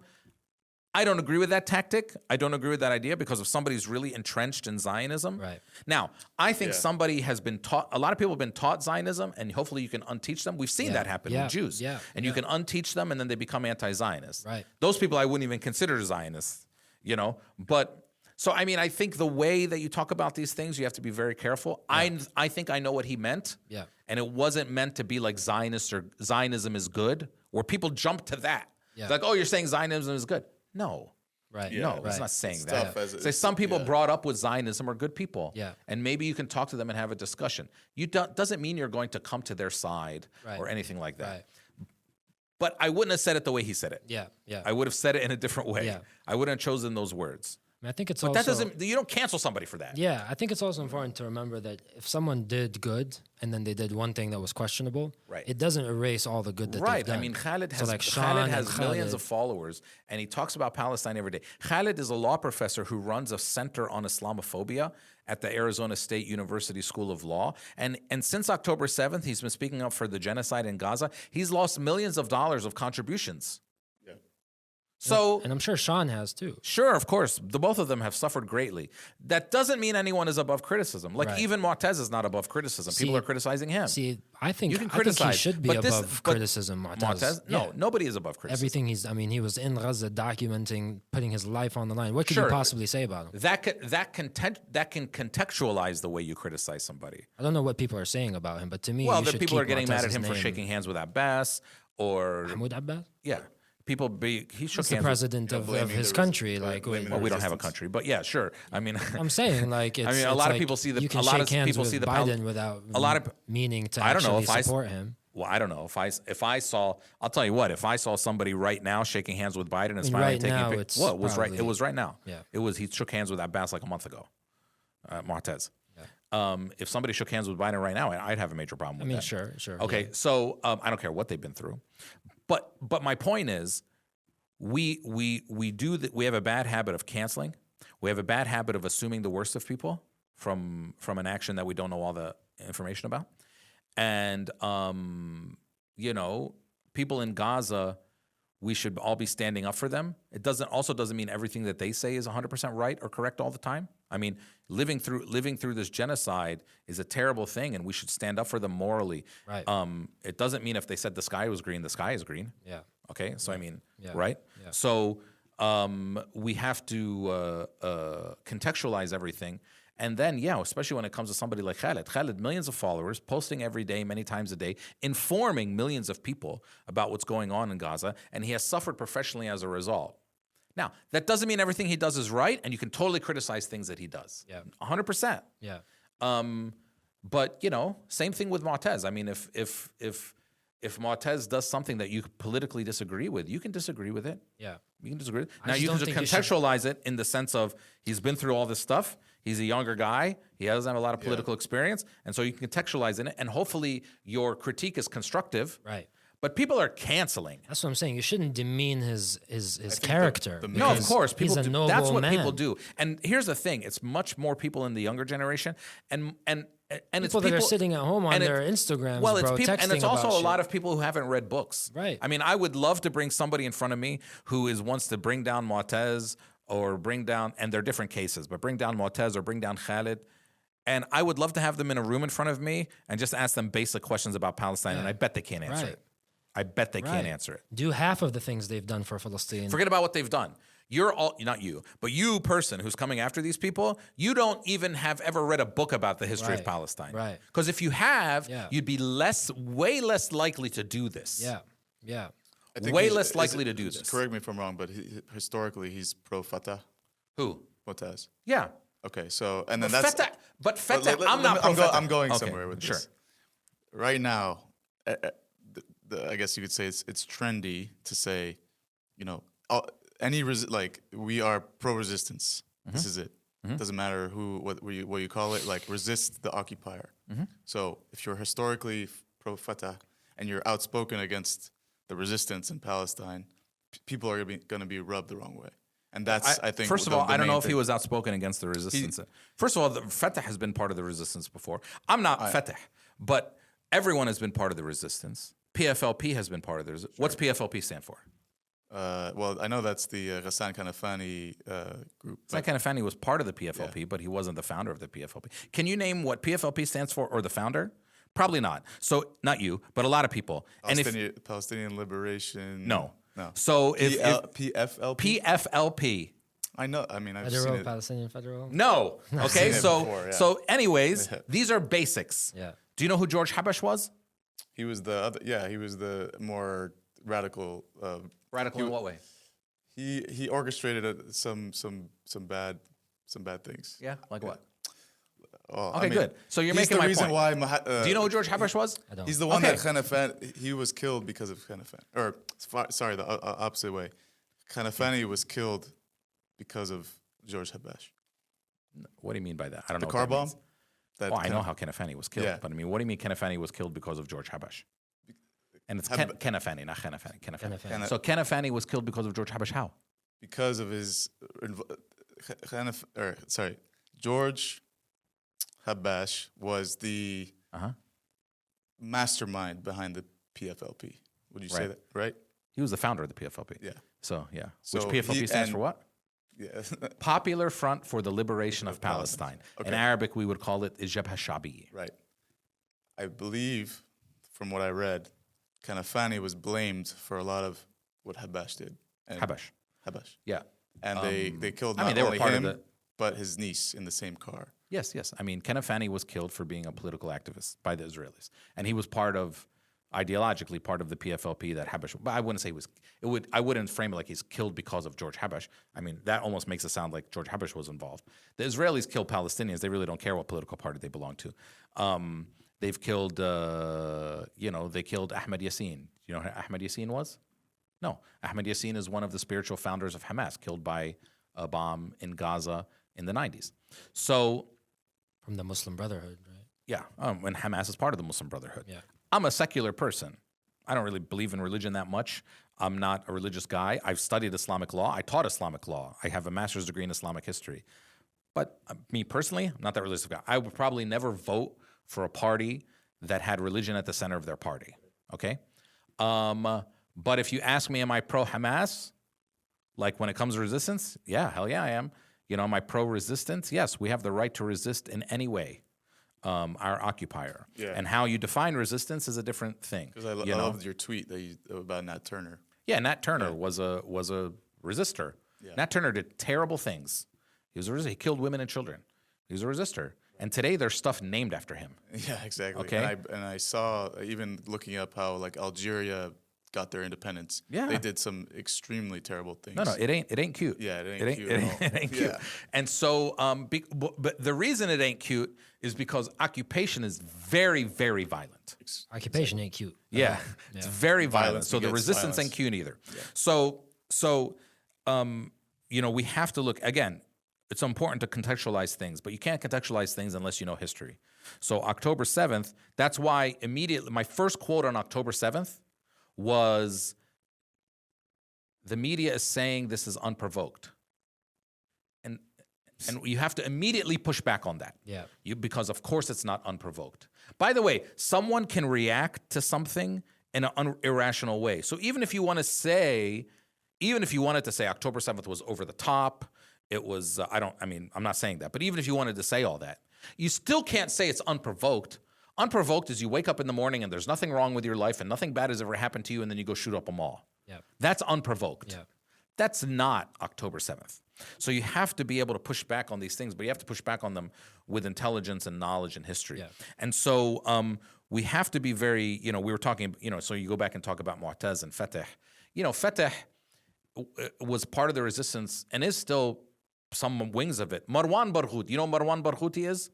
That name I've heard. I can't. Come on, guys, man. I can't pin it. So Marwan Barghouti just- is the guy, the Palestinian who's in jail, who has murals of him all around Palestine, yeah. and he's the one who, if he gets freed in this prisoner exchange, Hamas is trying to get him out. He's been in jail for 20 years, and he's the most popular Palestinian. If there was an election today, he'd win, and he's in jail. Okay. Wow. Hamas is trying to free him. Hamas is a religious organization. Marwan Barghouti is a member of Fatah. Okay? And he's secular. He's a member of Fatah. By the way, the Fatah leaders don't like him very much right now because he has more power than they do. Hamas is cool with him because he believes in resistance. So again, let's get clear and educated on all these things. Yeah. Also, Fatah is the ruling party in Palestine right now, right? The PA In the is West run by Bank. Fatah. Yeah. Yeah, the PA is run by Fatah. And still, the majority of Palestinians are still not members of religious parties. They're members of secular parties. PFLP and George Habash and Ghassan Kanafani are borderline atheists. They don't believe in religion. Like, I always think it's funny when I see really religious people memorialize Ghassan Kanafani. Ghassan Kanafani was a secular, basically atheist. Really? Yes. Read his stuff. So was Mahmoud Darwish. Read their stuff. They lived in an era where that was the predominant resistance point of view. But most people don't know that. Most people, it's okay. Yeah. But by the way, if you learn that about them, does that make you admire them less? No. I hope not. Because if that makes you admire them less, then you're sectarian. Yeah. Then you have a problem. Yeah. That's the point of trying. Yeah. Yeah. Hanan Ashrawi is Christian. Did you know that? You know who Hanan Ashrawi is? We're just naming things that we should know. Are you upset that you don't know these things? Yes. Yeah, I mean, like Hanan Ashrawi Maybe is not the as much one. as you, though. Hanan Ashrawi is one I of the should be main really upset. Palestinian voices in the last 50 years. She was executive member of the PLO. That's one of the top 5 people in the PLO. She happens to be Christian. She doesn't talk about it because we don't talk about these things. It's silly to talk about people's religions. Yeah. But she's Christian woman from Ramallah. Okay. I mean, like, come on now. Yeah. Yeah. I mean, you're not you, but if you only know somebody because they have a large social media following, okay, that's cute. Right. But go read a book. Yeah. Read some books. I'm gonna go read it. Right It's after this. okay. Yeah. By the way, you Got can a lot even of read catching up to. Wikipedia. Good for you. Go read Wikipedia. We're reading But 4,000 years of if- Palestine, here- 100 years of... But here's the thing. The number one thing we say about October 7th is what? We say that there's a context to this, right? The world didn't start on October 7th. That's what we say. You've said that. I'm sure since October 7th, you've told people, It's hey, the 75 world didn't years start of on this. October 7th. Yeah. It's been 75 years. Yeah. Okay, cool. So if you're going to go make that argument of it's been 75 years, Know the 75 then you better years. know the 75 years. Yeah. Yeah. I mean, You can't go around saying it because when people start questioning on you, which they will, Right. like I have, but I'm on your side. Well, you're Wait till naming somebody names. who's not. I know the general. But names are no. Names are important. Still important. If you're going to talk about the 75 years, then you got to know what the 75 years. Because the other side, you can never enter a situation where the other side is better well read than you are. Yeah. Because you're going to get in trouble very quickly. Yeah. You know what I did was I learned about their history very closely, and I neglected to read up very closely on like after 48 on our history. I was really interested in how did they get to the place that they're at. Sure. Their- And that's their important background. too. Yeah. But our history is as important. Yeah. Because you're a part of our history. Of course. We're all a part of our history. We have to understand that stuff. Right. And so you have to have the basics. Sure. I mean, I don't want you ever to enter a situation where a Zionist knows more what our acronyms mean than you do. Right. Right. We should never be in that situation. Yeah. Okay? Definitely. Yeah. I mean, that would be embarrassing. Yeah. Okay? So we have to make sure that we're fully equipped. And again, being Palestinian doesn't make you equipped to talk about Palestine. Yeah. And it's not that hard. Right. It's not that hard. We're just so distracted by their acronyms like ADL, APAC. Like there's so many of their. Okay, stuff that good. we But have if you to- know, what does ADL stand for? Anti-Defamation League. Good. So Yeah. if you know what the ADL stands for, you better fucking know what PFLP stands for. Popular Front for Liberation of Palestine. Yeah. You're reminding me know now of Staz Imad, the professor in you is coming out. Oh, like my brother? Yeah, he was my dean in high school. Well, he didn't teach you about this stuff, unfortunately. They weren't No, allowed to teach you about that no. stuff at King's Academy. Not at all. But Not at all. Yeah. You know, one thing I do say about October 7th as it relates to if we are going to include religion in it is that, Islam teaches us not to target women and children and elderly people, even not to uproot a tree. So I always do make that claim that anyone that does target those groups is acting outside of Sure. the I mean, like Judaism also teaches you not to target women and children. Christianity teaches you not to Yeah. target women. Morality teaches you Yeah. not to target women and children. Yeah. So it's not something exclusive to Islam. Comes And to look, I war. mean, and the Zionist side, look, Zionism is one of the oldest forms of Islamophobia. Yeah. I mean, Zionism is built on the idea of dehumanizing and mischaracterizing Muslims. right. It's built on that Yeah. because it's part of dehumanizing the natives. Yeah. In this case, the natives happen to be Muslims. Yeah. So you have to dehumanize and mischaracterize them and lie. Right. You have to lie. Right. And so that's what they've been doing. So Zionism is a form of Islamophobia, and we have to fight back against that many times. But Edward Said, he wrote Orientalism, which Right. is basically the precursor to what we now call Islamophobia. Yeah. But Orientalism, and you should read Orientalism if you Yes. haven't. Read at least I'll give you an easy example, easy assignment. You don't need to read the whole book. It's like 500 pages. You don't need to read the whole thing. A lot of it is boring literary criticism. But you need to read the first chapter, which is about the first 75 pages, and it'll take you a couple days. Read it. Talking about Orientalism. Orientalism. Edward Said. Yeah. Edward Said. Yeah. Good. What was Edward Said's religion? Nothing. He was an atheist, right? He was an atheist, Yeah. and he was born into a Christian family. Yeah. But he was one of the biggest. He's known as the #1 biggest defender and advocates for the Muslim world, the Arab Muslim world, Yeah. and one of the biggest critics of how the West, Right. or America and Europe, Painted us. painted us. Yeah. But why did he care about it? Because attacks on the Arab Muslim world was an attack on him, even though he's an Arab, Christian, kind of atheist guy. Yeah. Because he sees an attacks on Islam as attacks on him because he comes from part of that culture. So just because he's not a Muslim doesn't mean he's not a victim of Islamophobia. Right. And just because he's not a Muslim doesn't mean he doesn't see himself as part of the Muslim world that the Europeans and Americans are attacking all the time. Yeah. Yeah. Like there's a lot of layers to this We're stuff, man. inseparable in that Yeah, regard. of course. Yeah. I mean, again, that's why I say you have much more in common with an Arab Christian than you do Goes with both ways. with of course. Yeah. Arab Christians are part of the Muslim world. Yeah.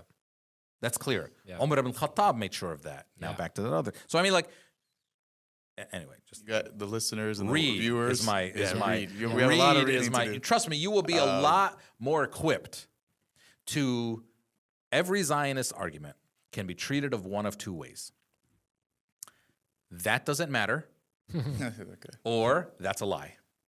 And many of them are both. I'm gonna make a shirt. Many of them are both. Yeah. But all of them are one of those two. Right. That doesn't matter, or that's a lie. Who was the first president of Palestine? Right. It's French now. Right, exactly. Like there was never a state called Palestine. Okay, that's true. Doesn't matter. Yeah. Okay? Because states are defined by Completely irrelevant. by European. There was metrics. never a state called the Cherokee state, but we Yeah. still talk about the Yeah. displacement and genocide of Right, Native right. Americans. Yeah, yeah. Okay? So You never owned the land. You never bought it. You never paid for it. You were a squatter. so what? Why do I have to pay for land I've lived on for thousands? Who am I paying? Myself? God Right. damn it? I mean, this is like none of it matters. Yeah. Okay? But the only way you can know that a Zionist argument is either irrelevant or a lie is if you've read. Because you can't call something a lie unless you know what's the truth. See, it goes back to my point. We've spent so much time trying to debunk their side that we've even lost looking up our own history. Yes, And it's but I have so much information about that I, when you come and ask us about our own thing, we're embarrassed, Yeah. because we don't know. So Yeah, but what the strongest way to debunk them, because what my comedy show that I'm currently touring is called The Truth. And we have the truth on our side. It's very powerful. And the best way but you can't debunk them unless you know the truth and you've read the truth. And the power of the truth is so important. The power of the truth means they're afraid of Rashida. One woman out of 535, you're afraid of her Yeah. because she's speaking the truth. Yeah. Because your thing is built on lies. That's why they need to spend $100 million. It costs a lot of money to keep a lie going. It doesn't Yeah. cost that much money to tell the truth. Right. That's why we don't need to spend as much money as they do. Yeah. We don't need to have the same kind of political army as they do, because when you have the truth, that really is worth a lot. The other power of the truth is we don't try to shut them up. They try to shut us up. They try to shut down my Instagram, my Twitter, Shaun, Khalid, Mu'tez. They try to shut them all down. Now we know the ADL is out there trying to ban TikTok because TikTok has 80% of its stuff is free Palestine. They're freaked out by the truth. There's only one reason you try to silence the other side. That's because you're lying. If you're not lying, you don't care what the other side says, Yeah. like us. Yeah. You have never met a Palestinian that tries to silence them. The opposite is true. We like it when they talk. Yeah. We Yeah, want yeah. them to talk because they tell on themselves Right. eventually. Right. Okay? Yeah. Like Yaakov, the one who said to Yeah. Munna, if I don't steal it, somebody else will steal it. will steal I fucking love this guy. Yeah. I was in Sheikh Jarrah sitting with them, a couple in June of 2021. And I was sitting with the people of Sheikh Jarrah on the street, and we're smiling and having a good time because we have the truth. And then out walked Yaakov. And I immediately took out my phone and I started recording him. And I said, thank you. He said, for what? I said, just for being you, bro. Just for talking. Please keep talking. Did you Yeah. post that video? Yes. The power of the truth. We don't try to shut them up. Yeah. The last power of the truth works like this. There is an Arab American actress named Salma Hayek. Mia Khalifa. Oh gosh. She used to act in drama. Yeah. Dramatic roles. Right. Action. Right. Right. Action. Great, drama. Great actress. Never seen her. She has stopped doing that. Okay? Yeah. She stopped doing that. She stopped being an actress. If 3 years ago, if Mia Khalifa walked into any Arab event or any place, everyone would say to her, no matter what they might think privately, they would publicly say, "Shame on you, Mia. How dare you do that with our culture? How dare you represent our culture like that? You are a disgrace." Yeah. Then, during Sheikh Jarrah, Mia Khalifa was using her Twitter and millions of followers to say, "Save Sheikh Jarrah, free Palestine." And then October 7th came and she was still, "Free Palestine." And now, even before October 7th, I was telling this joke before October 7th. Now, if Mia Khalifa walked in the streets of Ramallah, everybody would take a picture with her proudly. That's the power of the truth. We transformed a woman from a porn star into a freedom fighter. No one has ever done that. Only Palestine did that. We were able to resurrect her. We were able to redeem her, okay? The Bible says that 2,000 years ago, Jesus transformed a woman from a prostitute into a follower. And now we've done it again 2,000 years later in Palestine. The power of the truth means when you speak truth about Palestine, you are respected. It doesn't matter what you did before. It doesn't matter how we thought of you before. And when you lie about Palestine, we bring you down no matter what good things you did before. Yeah. That power of truth is more powerful than anything they can bring us. If we Palestinians can resurrect and redeem Mia Khalifa, we can do anything. Yeah. And we've done that. A drama actress, you mean? Drama. She acted drama. Right. Drama. Some action. And some action. Some suspense. Right. It would be some thriller. Some foreign language horror, film. Maybe. All the genres. Yeah. See, this is why I hesitate to bring down Shaun Kings and the Khalid Baidoons and the Mu'taz Azaizas because they spoke the truth so proudly. Yes. I mean, again, no one's above criticism. Yeah. But this canceling stuff is crazy. Yeah. Is a little crazy. And so if you want to say somebody stole money, you better bring a lot of receipts if you want to say they stole money. I know one person we can cancel. Who's that? Genocide Joe. And Genocide Joe. We have to, our number one concern has to be making sure he loses. We can't leave here without you talking about him. I know we're going to go over. Yeah, no, it's fine. Because how can we, what's the alternative? Trump. No. It's not real quick. Yeah, I scream dismantle the two-party system. Like, we have to reestablish how democracy is in this country and all that. The main thing is talking about how our taxes fund the genocide. Okay. So you're like a professor of law, right? What kind of law? Mostly like critical race theory and Arab Americans' history in the law process, but I've taught and learned all kinds of law. Okay. And as a lawyer, what can we do about that? Well, a lot of people as a lawyer, you can't really, legally you can't do anything. But I made a video what are the legal ramifications of not paying taxes? Or like I've seen. Did you see my video about this? So I made a video back in January where I encourage people, when you pay your taxes this year, when you fill out your 1040 form, there's a line for dependents. Do you have any dependents? Because you get a tax break for dependents. And I encourage everyone to write Israel as their dependent, okay? Or Benjamin Netanyahu or Genocide Joe if you feel like it. But because our money is going to them. Right. So put that in as your dependent. Now, there's a good chance that the bureaucracy of the American government is so dumb that they might just accept that. But they might send it back to you, be like, this is no good. In any case, you make them do a lot of work, which they should be doing. But you obviously, if you don't pay your taxes, that's a crime. So I'm encouraging people to write in Israel as a dependent on their tax form and see what the American government does. But if one person doesn't pay their taxes, it's a crime. If everyone doesn't pay their taxes, then things change. It's a mass crime. But it's still a crime. I don't think. If you think the government will come after everybody, but they will. Just like how we define terrorism in its perspective, what's a crime? Oh no, crimes are statutory crimes. Based by who? The government that you live under. The government. If you speed, you get a ticket. Doesn't matter if everyone else is speeding or not speeding. That's based on the police officer that day. Sure. What's speeding? Sure. No, the bureaucracy is dumb, and so. But if you don't, look, not paying your taxes is not really a statement. Writing in Israel as a dependent, because if you don't pay your taxes in 2023, for 2023 because of your protest to America, they might not get you now, But they'll get you eventually 2, 3, 4, 5 years down the line. Plus It'll become interest. clear, yeah, that you didn't pay your taxes. They'll get you. But if you write in Israel as a dependent, they actually have to do work. I want them to do work. If you don't pay your taxes, you're not making them do any They're work. still getting the money eventually, right? And Maybe, yes. And they're still going to get their money eventually if you don't pay your taxes. but not right now. But they will. But And they'll get if- more money from you, Just actually. the They'll idea that the garnish your money that I'm wages. paying, we're actively funding a genocide that's live streamed in front of our eyes, and we're paying taxes, and it's going almost directly into their pockets. Do you work a day job outside of this? Yes, What is it? creative director. Okay. How do you get paid? Are you an independent contractor? You get paid by a company? I'm an employee of the company. You're an employee of a company. Yeah. Cool.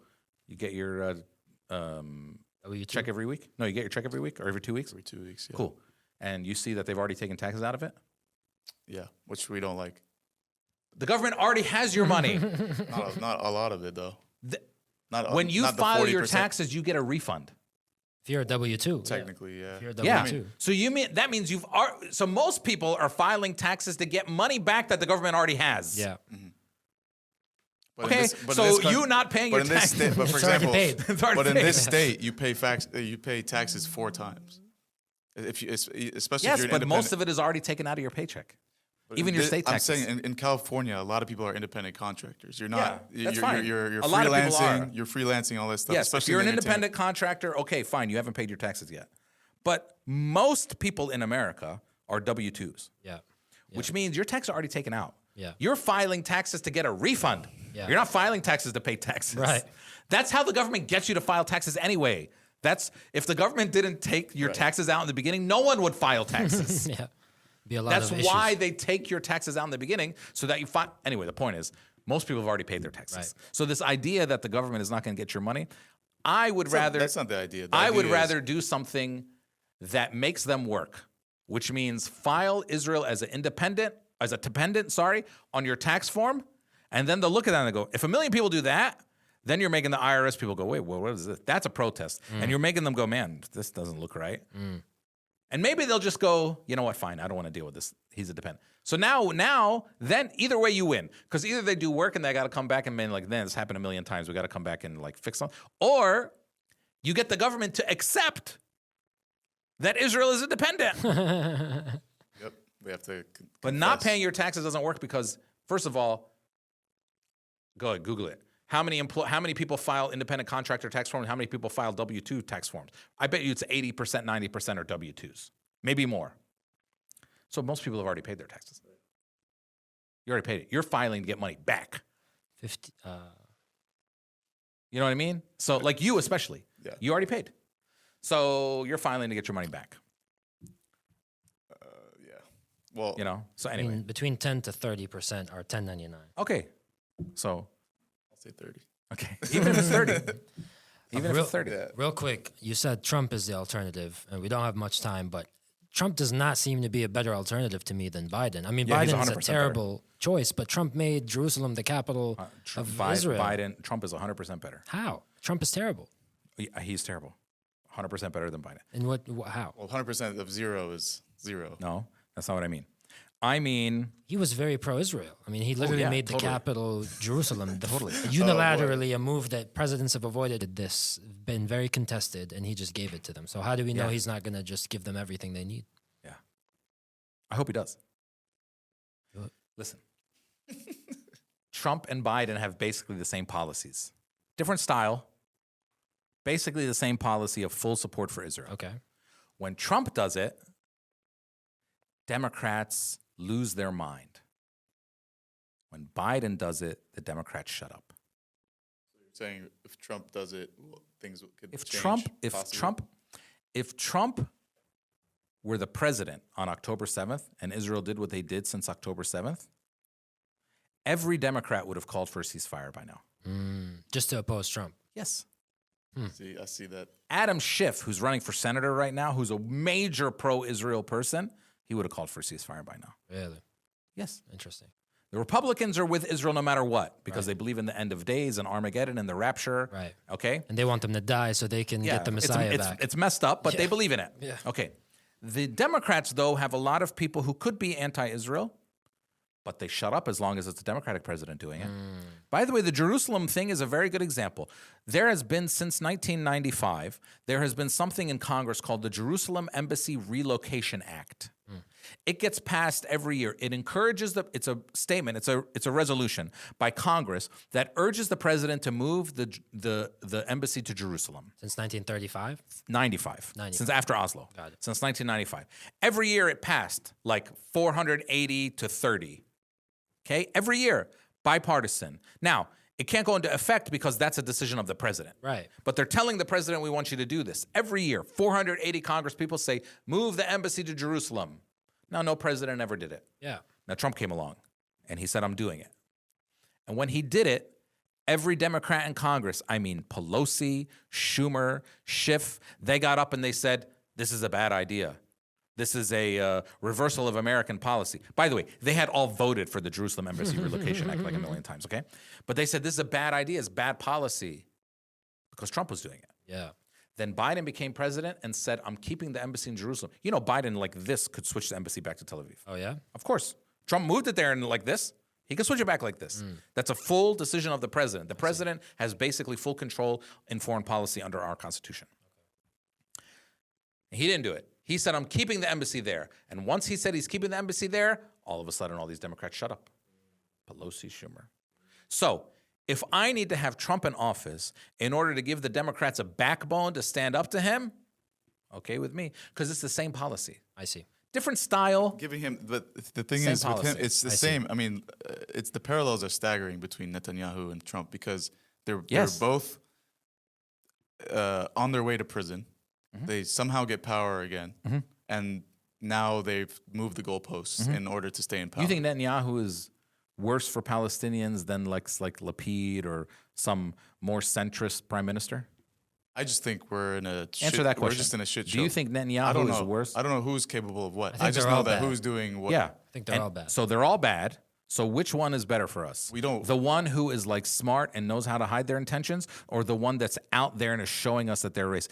Do you agree with me that when Smotrich and Ben Gvir say crazy stuff, that's good for us? Yeah, because it shows their intentions. Cool. Then they they have can be the power to But prosecuted. do at do the you agree? ICJ. Do you agree that all Israeli prime ministers and leaders basically kind of believe the same things as Ben Gvir and Smotrich, but they don't say it out loud? Yeah. Cool. But you would rather have Ben Gvir and Smotrich there saying this stuff out loud, right? Isn't there a danger to normalizing things like that outlandish You being can said? never normalize that kind of stuff. It's not Or, like, normalized. infusing it We've in- seen in the we've culture seen- of, like- one of the reasons Americans are in the streets now with us in the millions is because Israel's acting so crazily. Yeah. And openly so crazily. Yeah. We want Israel to be openly crazy. Yeah. I would vote for Smotrich tomorrow if I could, and Ben Gvir. I'd You vote for heard it here Netanyahu again. Okay, I would vote for these guys because I want them, these brash outward Zionists, more than like Malcolm X said. Told the story of the fox and the wolf. He said they both show you their teeth. The wolf shows you his teeth because he wants to eat you right now. The fox shows you his teeth to smile, to get into your house, but he still wants to eat you, and he does. Beware of the fox. Okay? Malcolm said that. Makes sense. My number one goal We might is as well go to 3. Yeah. my number one goal is making sure that Biden loses. Yeah. That's my number one goal. Biden must lose. Biden must lose. Do you agree with that as a number one goal for everything that he did? Yeah. Yeah? I'm just not confident in the alternative. But yes, I think he should not be in power. Yeah. Cool. So if you knew after everyone voted in America that your vote was the tie-breaking vote. No, your vote is like, it's 1 million votes for Trump, 1 million votes for Biden. It's the exact same number. And it's now your turn to vote and you're the last voter. And you could either vote for Biden and he wins, or you could vote for Trump and he wins, or you could vote for a third party and it's a tie and then you don't know what the result You know will what my be. response to that would be? Huh. I think Joe Biden's going to die before Trump. That's not a response. That's not a real response. Yeah. No, it is. No, I'm saying it's the day of the election. Yeah, because okay, who's gonna who's gonna last longer as the So president? what's your answer to the question? It's a good question. It's a good My question. answer is that I think again. What's your answer to the question? My answer is why are we even in this situation? Well, it doesn't matter. That doesn't No. matter. We are. We can We do are. in America Michigan. We is a did terrible- uncontested, right? Uncommitted. Uncommitted. For the primary. Right. Okay, cool. That's nice. What are you going to do when it matters in November? Because Good Michigan question. is going to matter. California is not, unfortunately. We have this stupid way that we elect president where, unfortunately, your vote in California doesn't matter. But in Michigan, it matters. And it also happens to be the place where we have the highest concentration of Arab American voters. Okay, so answer my question. If it was totally tied up and you are the deciding vote after Biden has supported this genocide, as far as I know, there was no genocide when Trump was president, and he did. Look, Trump is a racist and a con man and a narcissist. Right. Okay, let's clear. Okay. But he And didn't do incited this. a literal Biden did this. insurrection in our own country. Yes, totally. So if you give him the 100%. keys again, what happens? Okay, cool. Whatever he does or whatever he might do that scares you in your brain, is that a good enough reason to vote for Biden again? Ask yourself that question. And can you make that argument to somebody in Gaza? No. Ask yourself that question. But every president who's ever sat has had something to do with something the bombing in the Middle East Not or this. in the Not Arab, this. Not Arab this. region. Not Could, this. could Trump have? This is different. Would Trump if By Trump the way, were you can in- make an argument that if Trump were president right now, How this long would all is be Isra- over. How long has Israel you? being funded by by the United States? Yes, but we're not talking about funding. We're talking about a literal genocide happening right now. We're not talking about funding anymore. That's a nice thing to talk about, but we're not talking about that funding anymore. stopped, We're there talking would be about nothing happening. genocide and starvation and famine. Yes, and if the funding stopped, that might stop, and Biden is not willing to stop the funding. Do you think If Trump were, I don't know if he would, but if Trump were president right now, this all might be over. Not because of Trump, but because of Democrats might have stood up strong enough to be like, this can't happen. Right. Enough. Stop. Instead, Democrats are walking lockstep with this genocide. We have some voices, obviously, but Democrats are walking lockstep with this genocide because it's their president. And Republicans are with it no matter what. So, yeah, you're being realistic. We can't have a third option. It's this. No, this you is have how a third all option. right. Let me ask you the question again and just answer it. Yeah. Yeah. It's a tie game. And your vote is the deciding vote. You can vote for Biden, Trump, or third party. If you vote for Biden, he wins after everything he did. If you vote for Trump, he wins after everything he did. And if you vote for a third party, you don't know what happens. Some other process then happens after that. Maybe it goes to Congress. I don't know. But you don't know what's going to happen. What do you do? I'm voting for Kanye, the third party. Okay, good. Yeah. So Kanye, third party, means you're not going to make a decision on whether or not Biden wins or loses. Okay, good. What's yours? I don't want to be responsible for either one of them. You're in this Okay, so position. third party. Right. Is that your answer? Okay, so you're not making the decision when you could to make Biden lose. My thoughts and conscience are very clear. If I'm in a position where I can make Biden lose, I will take that decision. I don't care. The shittiness of the alternative is not my problem. My problem is this guy stood up there and supported a genocide of us. On October 10th, he came out and said he saw beheaded babies when he didn't. That caused an atmosphere of dehumanization and got a 6-year-old kid stabbed 26 times in Chicago. He got up there and said on October 25th or something, he said that we were lying about dying. He said, I don't believe the numbers coming out of Gaza. He said that. That dehumanizes us more.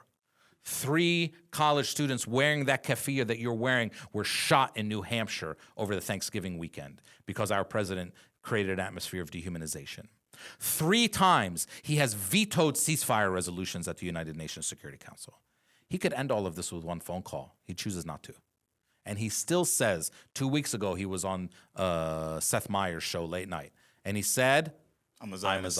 Yep. That's just 2 weeks ago. And you're telling me that if it was in your hands to make sure that he didn't win again, that he was punished for this politically, you'd say, oh, but I can't take responsibility for Trump. Fuck Trump. Fuck all that kind of stuff. That's not the point. Didn't Trump say he's going to deport I don't anyone care from what Trump. Gaza? I don't care. That's bad too. Yeah, it's bad. The era of Trump is dehumanization. participating in a literal genocide. I mean, Biden is participating in a that's it. literal genocide now. Yeah. You know, you're right. I mean, you're right. It's happening now. Yeah. No, it's terrible. I hate him. Were you Biden got on the lawn a couple months ago and he said, "Well, what are the Arabs going to do?" Eating the ice cream. Yeah, well, Yeah. before that, Crazy, he yeah. said he said, "What are the Arabs going to do? Vote for the guy that banned them?" Yes, Are you actually going to ask me the question of would I rather have the guy that banned me or the guy that genocided me? Banned me. If my family's banned, at least I can talk to them. They're not sitting under the rubble. The dehumanization started. Yeah, of course. That's what I'm saying is that we are in a position that's the worst. It's a rigged system, like the absolute worst situation. And I can't sit here and say that I think that Trump would be even 1% better than Biden. I'm not asking you to say that. I'm asking you that if you had the chance to politically punish Biden and get him out of the White House for everything that he did to us, would you do it? And your answer was no. And I can't accept that answer morally, and I cannot look at the people of Palestine and tell them that I would make that decision that you made. My decision would be very clearly that if I had the chance to get him out of the White House for everything that he did, I would say yes. It's simple to me. It's not Biden. It's the But idea behind him. That's fine. The idea. But let me tell you something. If we as a community, as an Arab American community, and we have a chance to do this in Michigan, okay? If we as a community can be the community that cost a president the White House, which we have a chance to do that this time around. I don't care who the alternative is. If we can be the community that cost a president the White House and frame it in that way, I can guarantee you political power for Arab Americans for 100 years in this country, if you can tell that story. But what are you telling me? We have 4 choices in this election. You can either endorse Biden and he wins. Well, that happened in 2020, and look what happened to us. We got a genocide. You can endorse Biden and he loses. Then you'd look really stupid. You endorse the guy that participated in your genocide and he lost. You cannot endorse Biden and he wins. So what? At least you stood on your morality. You stood on your principle. You can still look the people in Gaza in the face and say, I did everything I could to get rid of this president and I didn't succeed. Or you could not endorse Biden and he loses. And if you don't endorse Biden and he loses, and you can tell that story as an Arab American community, you will have political party forever. Because that's where AIPAC gets their power, by scaring politicians. Oh my God, they can make me lose. And Arab Americans can be the reason, in Gaza, can be the reason a president loses. And if that happens, we'll have more political power than you ever heard of in your life. Yeah. Trump this, Trump that. Trump is a threat to democracy. Trump is going to threaten the America. Trump is a white. You're saying what I'm saying. It's not. It's not about the names. It's about the what's. Yes, having power for ourselves. And if part of the power is take a president out of the White House for what he did to us, I'm okay with that. But this whole stuff that Trump, not I'm okay with that. I seek that. But Trump says he's, or people say Trump is a threat to democracy. Trump is a white billionaire. He is the system. Yeah. This idea that he's like a threat to the system, he is the system. When they say he's like, he's not part of the establishment. He is the establishment. He's a white billionaire whose family came, listen, he is a white billionaire whose family came here, was part of the Ku Klux Klan, and opened up slum buildings and exploited black people to make money. New York. Hello, that is the system. Yeah. He is the system. Yeah. Okay. And then he's supported by like the working class American. Like and then they say to me, oh, Trump will bring down. Let me tell you something. If our system of government and our political system is threatened by an uneducated white billionaire who used to be a TV reality show star, then what kind of fucking system is that? That's the system you're trying to save? Yeah. That's the system you're trying to preserve? Let him bring down the system. I don't care about any of that. So I care about will my vote and my posture in this election, does it honor the people in Palestine? Does it honor Wadia in Chicago, who was stabbed 17 or 26 times? Does it honor Kenan, Tahsin, and Hisham, who were shot in New Hampshire? Does it honor Zakaria, who was stabbed in Austin, Texas, just a few weeks ago after? Does it honor them? Does it honor the people still under the rubble in Gaza who we haven't heard their names yet? I can't imagine how voting for Biden because Trump is bad honors any of that. Not even a little bit. And I can't imagine how if you have a choice to bring down this president and you don't decide to exercise that power, I don't know how you're honoring any of them. That's just my point of view. All right. I'd like to rescind my answer. And your answer is Trump. I guess I would vote for Trump because you've now given me a perspective that I hadn't considered, which is the Let me make it easier for you. Effect on the Democratic Party. Let me make it easier for you. Yeah. Okay, let's make it easier for you. so we don't have to. If it was just a referendum, if I said to you, if the question was, do you want Biden to win again? Yes or no? And you don't know what the no is. Easy no. Easy no, right? Yeah. Okay, cool. So what does it matter what the no is? What does it matter what the alternative is? The fear that it's worse. No, that's but it. That's the it. getting to But the I guess no, it can't get worse than this. What's worse? How's worse than a genocide? Yeah, what's worse? Nothing's worse. Yeah. I mean, come on now. even more people getting like on a higher, more massive scale. Do you agree? Let me ask you something. Do you agree with my theory that if Trump were president, the Democrats would be much more protesting now? This is why I'm changing my answer. Do you agree with that? I do. Yeah. Agree with it, right? Yeah. I mean, again, it's not theoretical. Yeah. We saw it happen with the Jerusalem embassy move. Right. We just saw it happen with anything Trump does. Yeah. Okay? So it's not even theoretical. So we Even know. if it was even if the Democrats called for a ceasefire, what would happen? Well, let me tell you this. The political atmosphere would be way different. First of all, we wouldn't have had to do any of this uncommitted protest vote stuff, right? It would be about, and we'd have more political power. Hopefully, we'd be getting behind a presidential candidate right now that actually was pro-ceasefire, because the Democrats would probably put up a candidate like that. The Republicans might even, because Trump would be termed out. Yeah. The Republicans might even. Yeah. But we know that 70% of the country wants a ceasefire. 70% of the country has polled and wants a ceasefire. So the people are on our side. So even more people would come out in the streets. The protests would be way bigger here. But see, what is that? Anytime I've heard that, it's like, okay, ceasefire, but then it happens again, and it's happened over and over and over. What we really want is to stop the arms sales, stop the funding. All Yes, of the, yeah. and you get to, and those discussions are happening now because of the genocide. If it wasn't for October 7th, those discussions wouldn't be happening. Those discussions are happening now, and then you would be much more placed, much more positioned to elect people now in this cycle that believed in all of that stuff. But instead, we're going to elect Democrats who support the president. Is that what you want to do? Damn. You guys are stuck now. You got to elect Adam Schiff to be the next senator of California. This guy's a major Zionist, and you don't have a choice. You think there's a chance Biden isn't the member? I don't know, but that's not the candidate? reality right now. The reality is he looks pretty healthy. Look, Biden. This whole stuff about Biden being senile, I don't buy any of it. Really? Of course not. Biden is old. You're not Biden on that? No, Biden is You didn't old. buy it then, so I don't you're gonna buy it I now. nope, I don't buy it then. I don't buy it now. Biden is old. I mean, he's a little slow. In his He's speech. slow. He's old. He's creaky. He's like any old person that I know. I just think that the way that the ice. Yeah, cream he's and slower when he the talks. We know he had a stutter already. All that kind of stuff. But he still totally believes what he believes. And when he sat in front of Seth Meyers, that only happened 2 weeks ago. He was relaxed. He wasn't in front of a lot of people. And he very clearly, watch the Seth Meyers interview again. He very clearly stated his position in this war, and it was horrific. But he very clearly stated who he was and where he stood. How did we get and to his this unwavering point? support for Israel.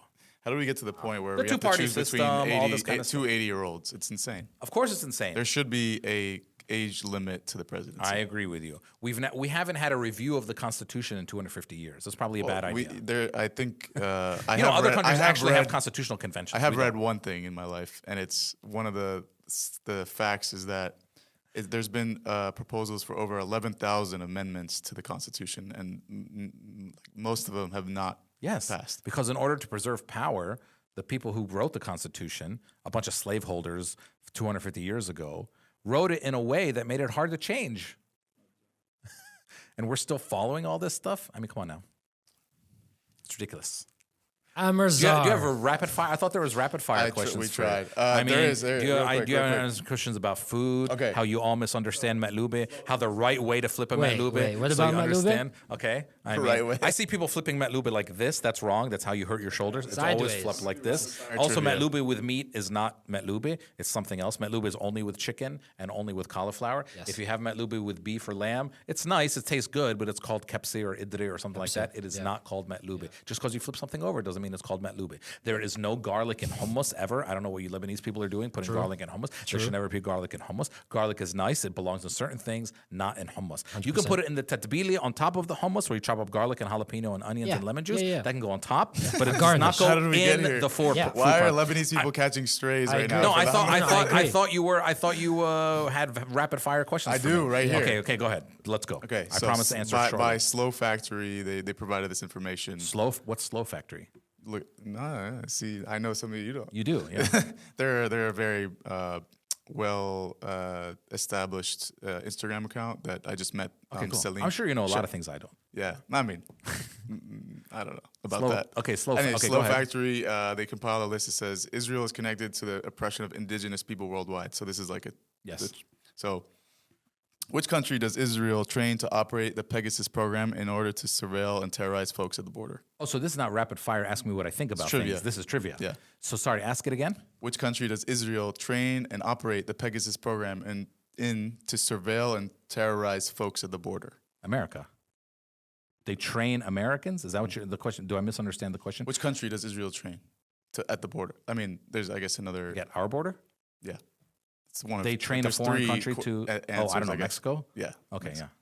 yeah. Israel provides 70% of Azerbaijan's weapons used to commit genocide against which ethnic group? Armenians.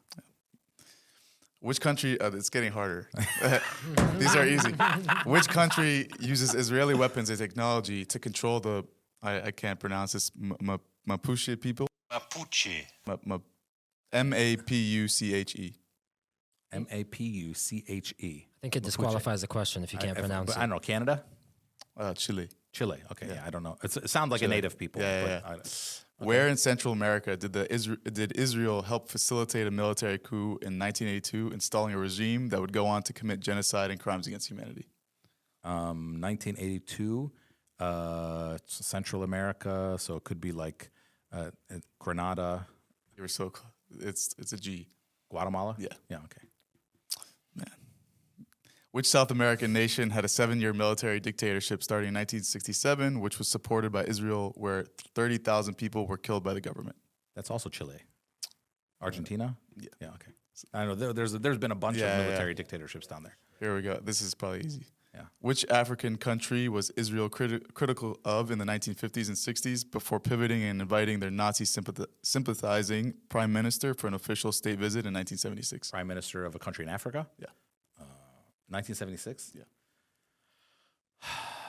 Nazi sympathizing prime minister. Well, you're not counting South. You're not. It's not South Africa. I mean, believe your gut, man. Oh, It well, is. I mean, I didn't think of South Africa at that time as a African country, but if that's who you're talking, because they were a white country. Yeah. But okay, yeah, I mean, South Africa, of course, was Nazi sympathizing the whole time. I mean, there's Yeah. apartheid. Right. It's okay. So the answer is South Africa. Right. Okay. That's a trick question, by the way. Yeah. Because when you say African country, it makes it sound like a black leader. Right. But that was a white leader Yeah. in the 70s. Okay. Yeah. Where in Asia was there a 29-year civil war where Israel sold military technology that played a role in murdering tens of thousands and trained government troops accused of Tens murdering of thousands of what? Trained government troops. Okay, yeah, go ahead. troops accused of murdering civilians. Asia. Is that what you said? What Asian country? Where in Asia? I'll I'll give you a hint. It's an island, It's an island. Oh, it's an island country. I believe. Okay. I mean, maybe I'm wrong. It is. Yeah. It Okay. is an island country.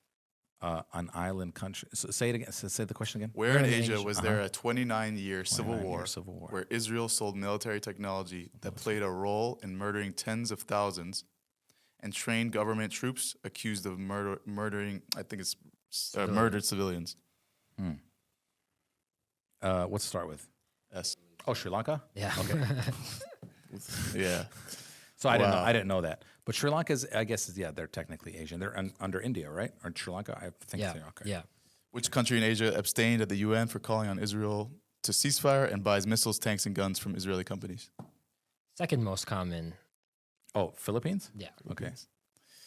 All right, last one. In which Central American countries not yet mentioned has Israel given advice, training, and run intelligence and counterinsurgency operations in dirty war conflicts? Central American. Not yet mentioned. Right. Yeah. There's two of them. It's either Honduras or El Salvador. You got one of them. There's another one. Wait, there's two answers to the question? Yes. Okay. You So I got one of them. El Salvador was one of them. Honduras. Okay. Costa Rica? No. Central American, there's not that many because that's the countries between like the top of South America and Mexico. So I said El Salvador. That's the one I got. Guatemala, you said not yet mentioned. We already mentioned Guatemala. And it's not Honduras.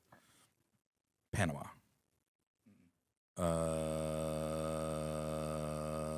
Not Costa Rica.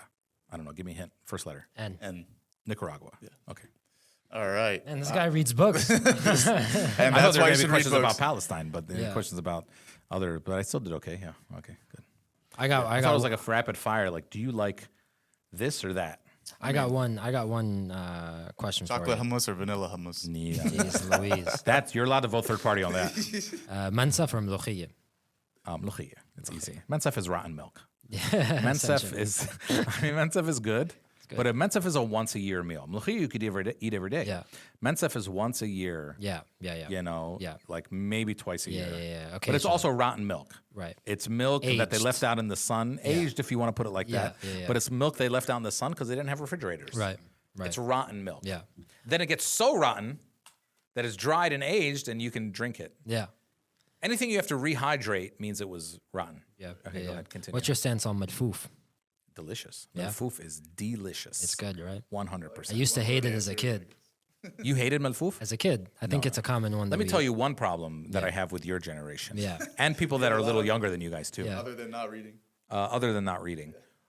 There is some attack that I don't understand from your generation and the people a little younger than you on Bamia. Bamia is another And that one. is shameful. Yeah. Bamia Here is it is. delicious. It goes hard, Yeah. I think. Yeah. Huh? It goes. It's a delicious meal. Yeah. The Bamia is amazing. Which is for people who don't know, it's Okra. Okra. Yeah. Bamia is delicious. Some people complain about the sliminess of Bamia, There's a little but that's texture. only if you don't make it right.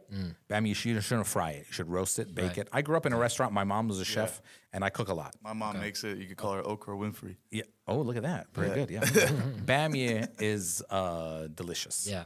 I like it now, but it is another one that kids used to hate, and then I you liked it grow when I was into. a kid. Bamia's great. Yeah. Okay, go ahead. Why are we so divided and not united? What in our culture leads to Well, this? I mean, we are. Listen, we are a culture of leaders. We're type A. Yes. We don't have many type B people in our culture. Right. Like, just we're all always know the answer. I mean, Yeah. no one has ever looked at. I tell this joke about Arab women. I said no one has ever looked at an Arab woman and said, "I wonder what she's thinking." Very clear about how we think, how we feel. No one has ever heard an answer that they don't understand. Yeah. We're not subtle. Right. We don't beat around the bush. Yeah. Okay. Yeah. And that means everybody has an opinion on it. So we have a lot of leaders. Yeah. So it's, by the way, that has led to great success as immigrants and communities. I mean, we do very well here. But sometimes politically, it leads to everybody thinking that they have the answers. Yeah. And, that's just not always the case. Yeah. Yeah. And we're not trusting of the younger generation, I don't think, either, because of that reason. Well, but also one of the reasons my generation and people who are older than me have a problem with the current 20s and 30s is that they have no respect for anyone who's older than them. They think they know everything. I mean, They have. We respect you, man. No, I'm not talking about you in specific. They're But they type have- A's themselves. Well, not only you can be a type A and still understand history. Like, hey, Yeah. this person has read more than me. But we live in a society now. It's a societal thing. It's not an Arab thing. We live in a society now where people just think that they have the knowledge, or they've watched a couple videos, or they read one Wikipedia article or whatever, Yeah. and they think they're like equipped. Yeah. And that's just not the case. Yeah. And so I see people do this all the time. They do these debates or whatever. But there's no respect for like pedigree and the people who came before. And that's a major problem. So it's not about not willing to hand off things to the next generation, but the next generation has to take some responsibility to prepare themselves. Yeah. They just have to. Yeah. And the material is there. Like, it's really funny that in the age of quick information, because we've never lived in an age where you can get information as quickly as you can now. Yeah. We have perhaps the most uninformed generation than we've ever had. As they say, like as quickly as you can get information, you can get disinformation and misinformation. So it's Distraction. But Sure. Gen Z is becoming, it's more informed. They're more informed, I think, than millennials That's why they're were trying to take away things like TikTok. at their age. Yeah, I mean, they definitely have access to a lot more information. Yeah. But being informed is not just learning one version of something, right? You have to get all the versions, Yeah. and you get it down. It's like history. As historians, we're taught you don't agree that something happened because you read it somewhere once. Yeah. You have to read it in many different sources. Right. Then you can say, okay, this thing happened. Yeah. Because Assad talked about it, and Talal talked about it, and they don't know each other. Right. So that's more of a Yeah. confirmation this thing happened. Yeah. That's how you really get informed. Yeah. Mr. Amer Zahr, it's been an absolute pleasure, man. We Thanks, really, guys. really Proud of you guys. Thank I you. want to I'm tell gonna you go what home and cry I want after to. I want to. I want to tell you what I And tell read. all young Arab Yeah. Americans. Cry. The tears are gonna fall on the pages. I'm gonna memorize. That's okay. At least you'll know where Yeah. you left off. This is why I left Yeah, school. yeah, I was like, I can't do this. You guys, I want to tell you guys what I tell all people who are doing things for the betterment of all of us, and something that we should always tell to each other that we don't tell each other enough. And I do it at all my shows, which is I want to look at you and say three things to you. Number one, I'm very happy to see you today. Number two, I'm proud of you. And number three, I love you. So keep doing what you're doing. We're proud of you. Keep going forward. Thank you, sir. Thank you, sir. We love and proud and grateful to see you as well, man. Seriously. Habibi. And Jed, it's an honor to have you here. man. Habibi. Yeah. Thank you so much for taking time. I know you're a busy guy, and I am very busy. I mean, the fact that I came down here today, you guys should be very No, happy. Yeah, we listen, are. we are. I'm pretty sure appreciative. if I got a ticket, you know, my meter ran out. So if I I got said a we'll ticket, cover it. He got you. Oh, It's no 100%. problem. yeah. I'm the employed you're the, one here. He's you're the financial, bankroll. you're the bankroller. Yeah. All right, guys. No, Habibi. awesome, See you. awesome. Bye. Thanks for tuning in. Read a book.